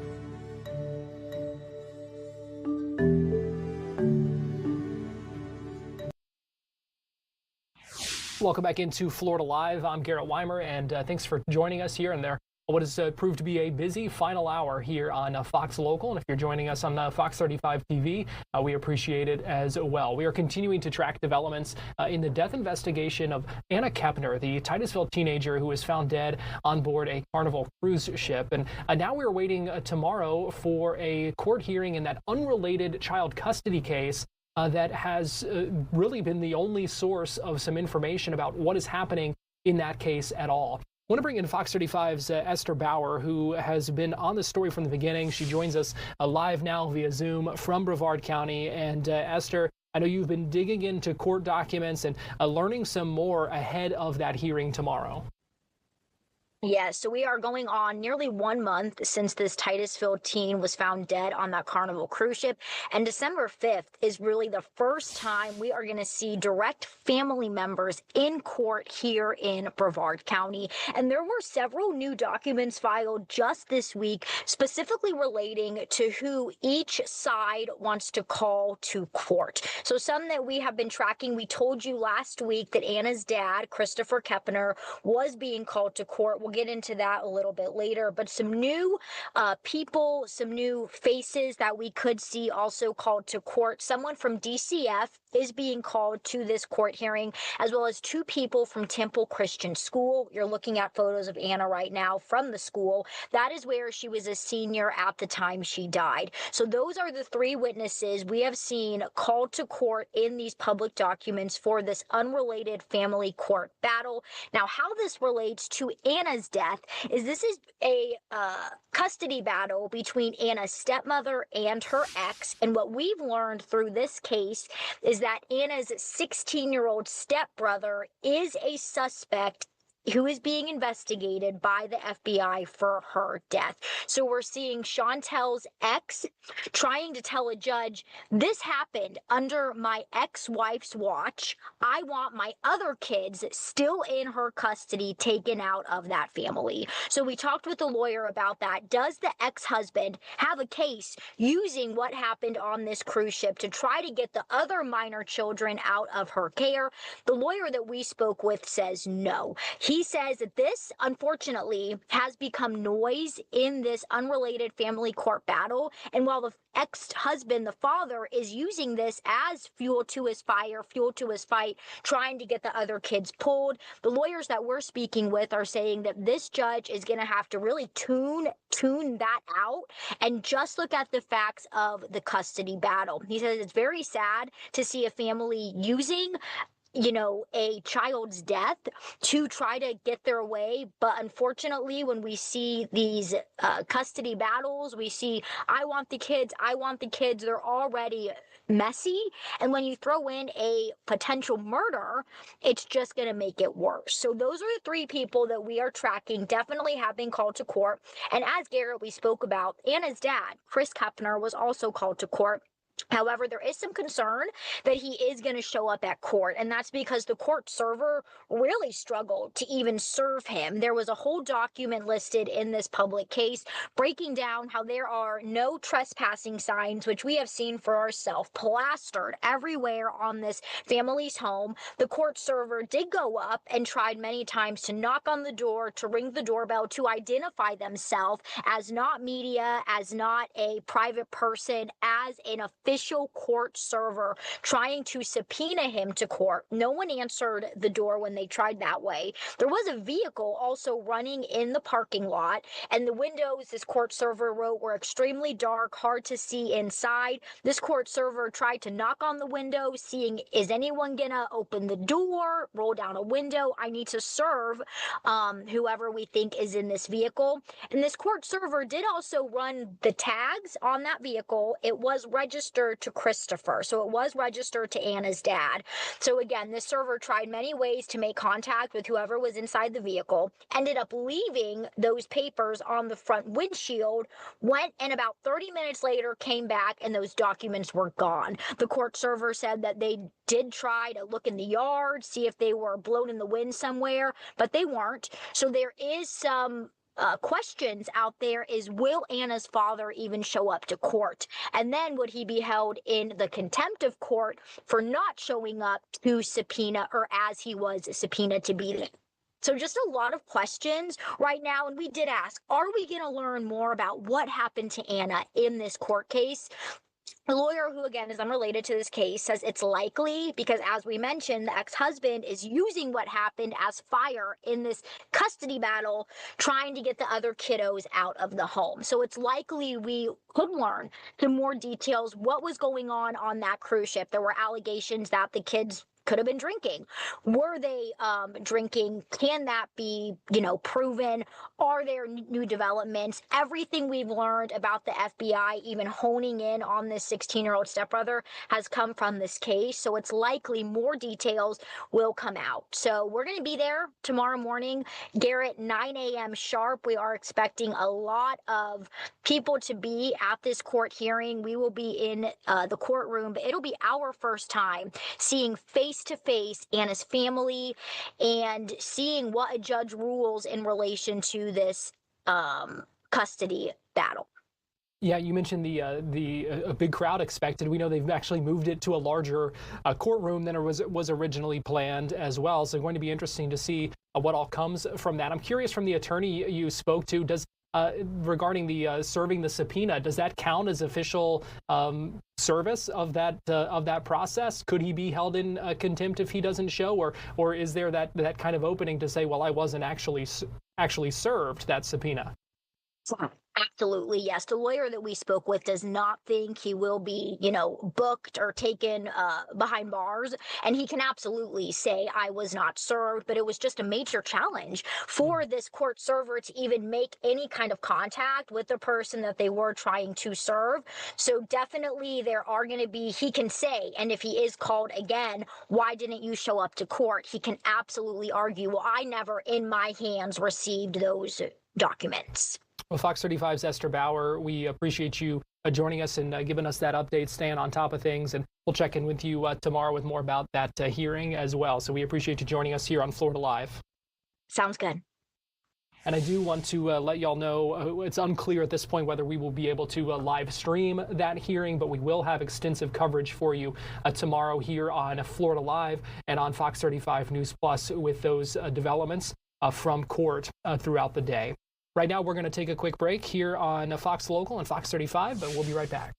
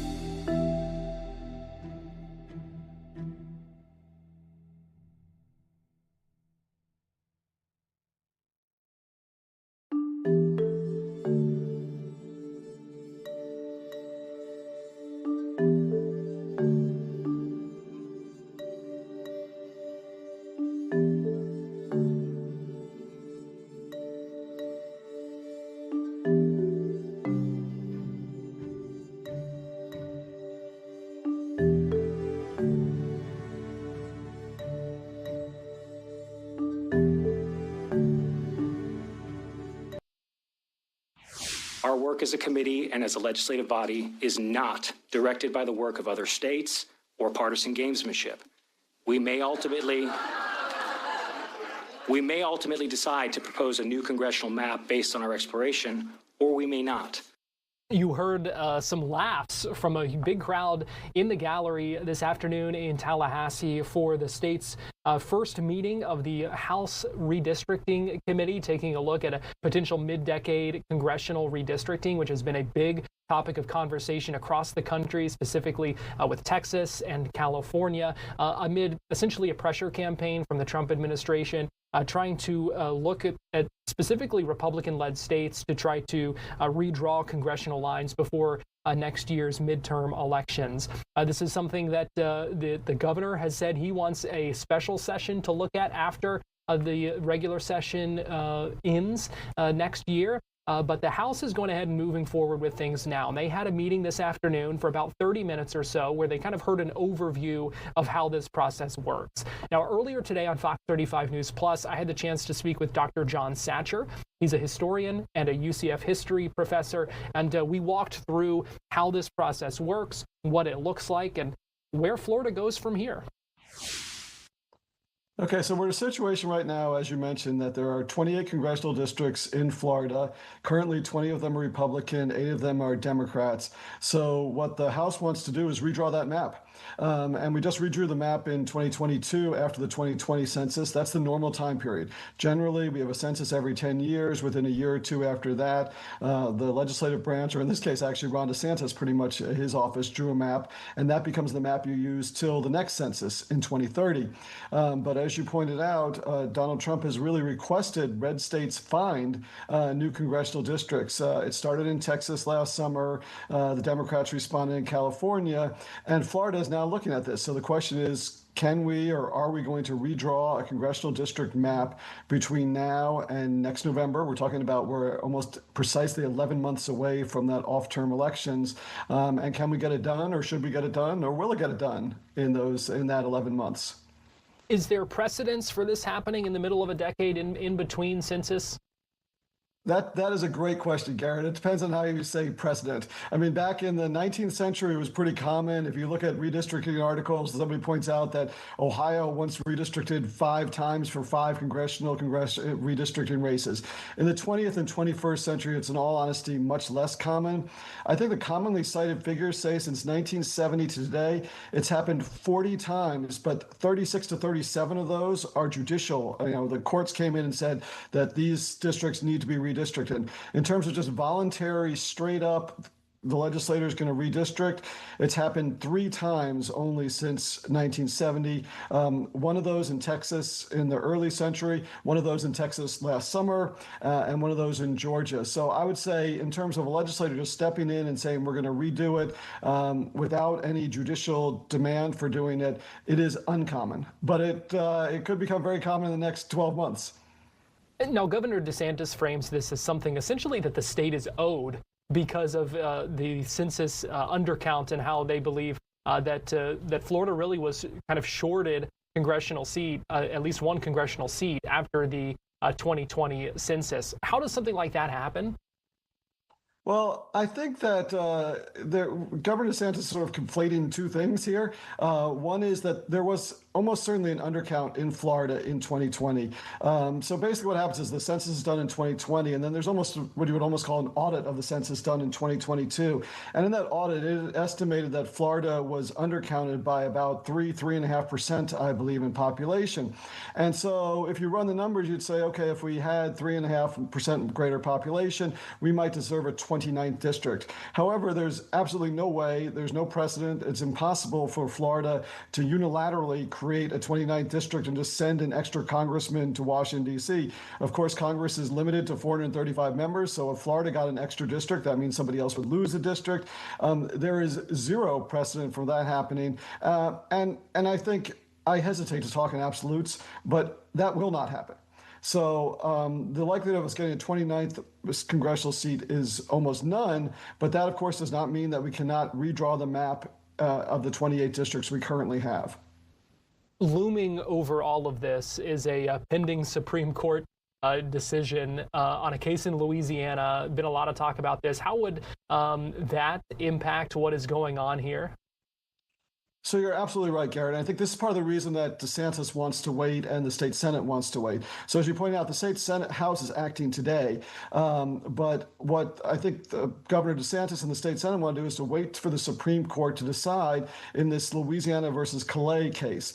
This is a case involves a district in Louisiana that is protected or created under the Voting Rights Act of 1965. And the Voting Rights Act of 1965 stipulates sort of that you want to have some minority districts. So this is an African-American district that if you look at a map and if you know Louisiana at all, it does look very odd. It stretches from Baton Rouge all the way up to Shreveport, sort of a lot of it along the I-49 corridor. And so it was created because Louisiana is about a 1/3 African-American population, 6 congressional districts, but it generally only had 1 African-American congressman. So this was created to give Louisiana a second, so 1/3 of its congressional district would be African-American. However, the state has said that this actually violates the 14th Amendment, that this is sort of the way that states have been attacking affirmative action, that this is benefiting African Americans, and therefore it is racially based legislation, and racially based legislation should be illegal. If the Supreme Court decides to get rid of this district, decides that the second part of the Voting Rights Act of 1965 is not constitutional, then basically primarily states in the South would be free to sort of get rid of these majority-minority districts. According to some estimates, this could push as many as 19 districts across the South from the Democratic side to the Republican side. So it's an incredibly important decision for the makeup of the Senate, the makeup of the House of Representatives. If that portion of the VRA is struck down, is it the wild, wild west at that point, or are there still other restrictions or regulations and things that have to be followed when it comes to creating and drawing these district boundaries? Well, I think in one sense it becomes a little bit of the wild, wild west. Now, of course, this also the question is when would that decision come? The Supreme Court, there's been a request by Louisiana to have that decision made in January, and that might be enough time to get districts realigned. But the Supreme Court, based on its calendar, would probably more likely decide this case in June. So most experts say it would not have enough impact on the 2026 election because can you get new districts in, get candidates nominated, get candidates elected in 5 months? Probably unlikely. So it might have a more effect in the 2030 election. Now, in one state where it shouldn't be the wild, wild west is Florida. Because Florida not only has stipulations at the national level, but it also has a 2010 state constitutional amendment, which specifies that redistricting cannot be for racial reasons, but also specifies that redistricting cannot be to benefit a particular political party or incumbents. So this.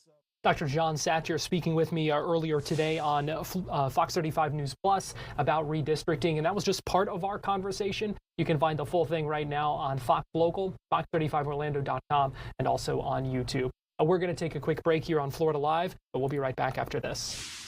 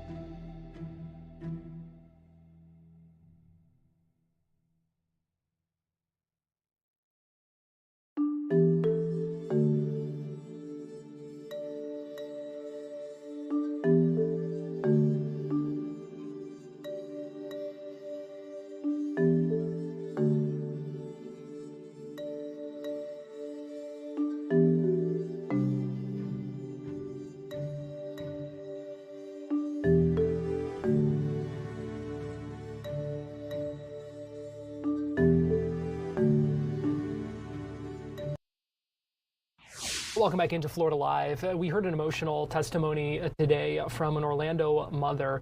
Her name is Megan Garcia, and that name may sound familiar to you because we've covered her story before. Her 14-year-old son, Sewell Setzer III, died by suicide after a relationship with an AI chatbot. And since that happened, Megan Garcia has been vocal and outspoken at the state level, at the federal level. She's testified on Capitol Hill talking about the importance of regulations for AI companies.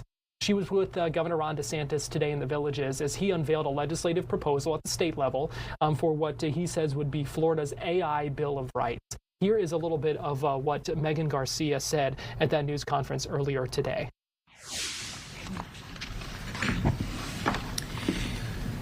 Good morning. My name is Megan Garcia, and I have with me here today Sewell Setzer Jr. I am a wife, a lawyer, and a mother to 3 beautiful boys. Last year, our firstborn son, Sewell Setzer III, died by suicide in our home in Orlando, Florida. He was only 14 years old. Sewell was a bright and beautiful boy, and he had a gentle soul. He was a great big brother and an obedient son. He was a good friend and a good student. He dreamed of building rocket ships and inventing holographic communications, and he wanted to play professional sports. He was actually a Bucks fan too. But I really believe that he would grow up to change the world because he was so brilliant and he had such a beautiful and pure heart. But in the months prior to his death, Sewell became withdrawn and isolated. His grades suffered, and he started to misbehave in school. This was in complete contrast to the sweet and gentle boy that he had been all his life. After his death, we discovered that Sewell had been communicating with several AI companion chatbots on a popular platform called Character AI. This company is based in California. This emerging technology provides a selection of companion chatbots or characters for users to interact with. One of these chatbots initiated a romantic and sexual conversations with Sewell over several months. It manipulated him and it sexually groomed him. On the day he took his life, his last interactions weren't with his mother or father, but they were with this AI chatbot on Character AI. This chatbot encouraged Sewell for months to find a way to come home and made promise that it would be waiting in some fictional world. These AI chatbots were programmed and designed to engage in sexual role play, to pretend to be romantic partners, and even pretend to be licensed therapists. I have reviewed hundreds of messages between our son and various Character AI chatbots, and as an adult, I can see that these messages were littered with gaslighting and love bombing. But our child was only 14. I don't think that he would have been able to make that distinction. What I read was sexual grooming of a child, and if an adult had engaged in this behavior, that adult would be in jail. But because it's a chatbot and not a person, there's no criminal culpability, but there should be. Other conversations reveal that our son told various chatbots that he wanted to die by suicide. He told those chatbots explicitly, but there weren't any mechanisms to protect him, no mechanisms to alert his parents. Instead, it urged him to come home. It is unacceptable that a product exists where a child or anyone can talk about suicide or plan their own suicide. But because there are no laws requiring these guardrails, companies like Character AI are able to launch dangerous, untested products like these. The reality is there are many of these products out there. Meta, OpenAI, Google, they all have similar dangerous chatbots. All of these companies have been in an AI race, not to beat China, but to capture market share and to maximize their own profits. We have seen this kind of reckless disregard for the lives of our children before. We have seen how Meta, Snapchat, TikTok, and other social media companies have launched dangerous products that harm children and destroy families, all for the sake of profit. We have watched for 3 years while Congress has failed to pass regulation to prevent companies from harming our kids and to prevent companies from harvesting the data of our children. But you know who has passed laws to protect children? Florida. Florida has passed laws. Now, once again, Florida will lead the country to protect our children in this era of AI. Children need this. That is Megan Garcia sharing her story, talking about the regulations that she says she wants to see and the importance of that so that what happened to her family doesn't happen to others. We are tracking breaking news here before we go on Florida Live. A missing child alert out of Volusia County, where officials are looking for a 1-year-old girl. You see her photo there. It's Ayana Castellano Gonzalez, last seen in the area of Circle Drive in DeLand. The Volusia Sheriff's Office putting out this alert on social media saying they believe the girl may be with her parents, who you also see there. Investigators say they are allegedly evading a court order.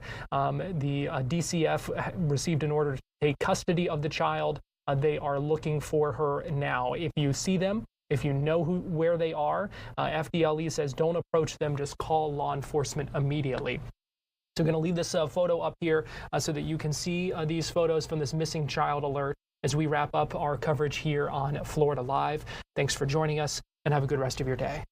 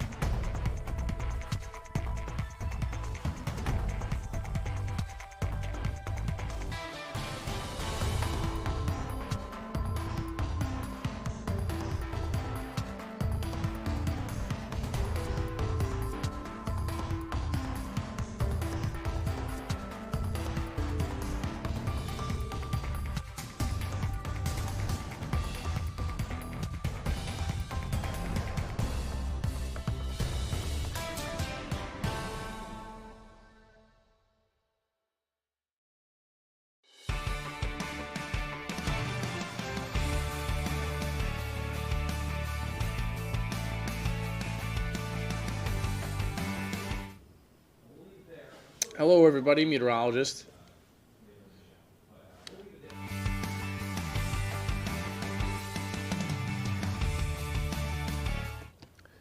Hey there, everybody. Meteorologist Noah Bergen here. Hope you've had a great day out there so far today. It's a beautiful Thursday.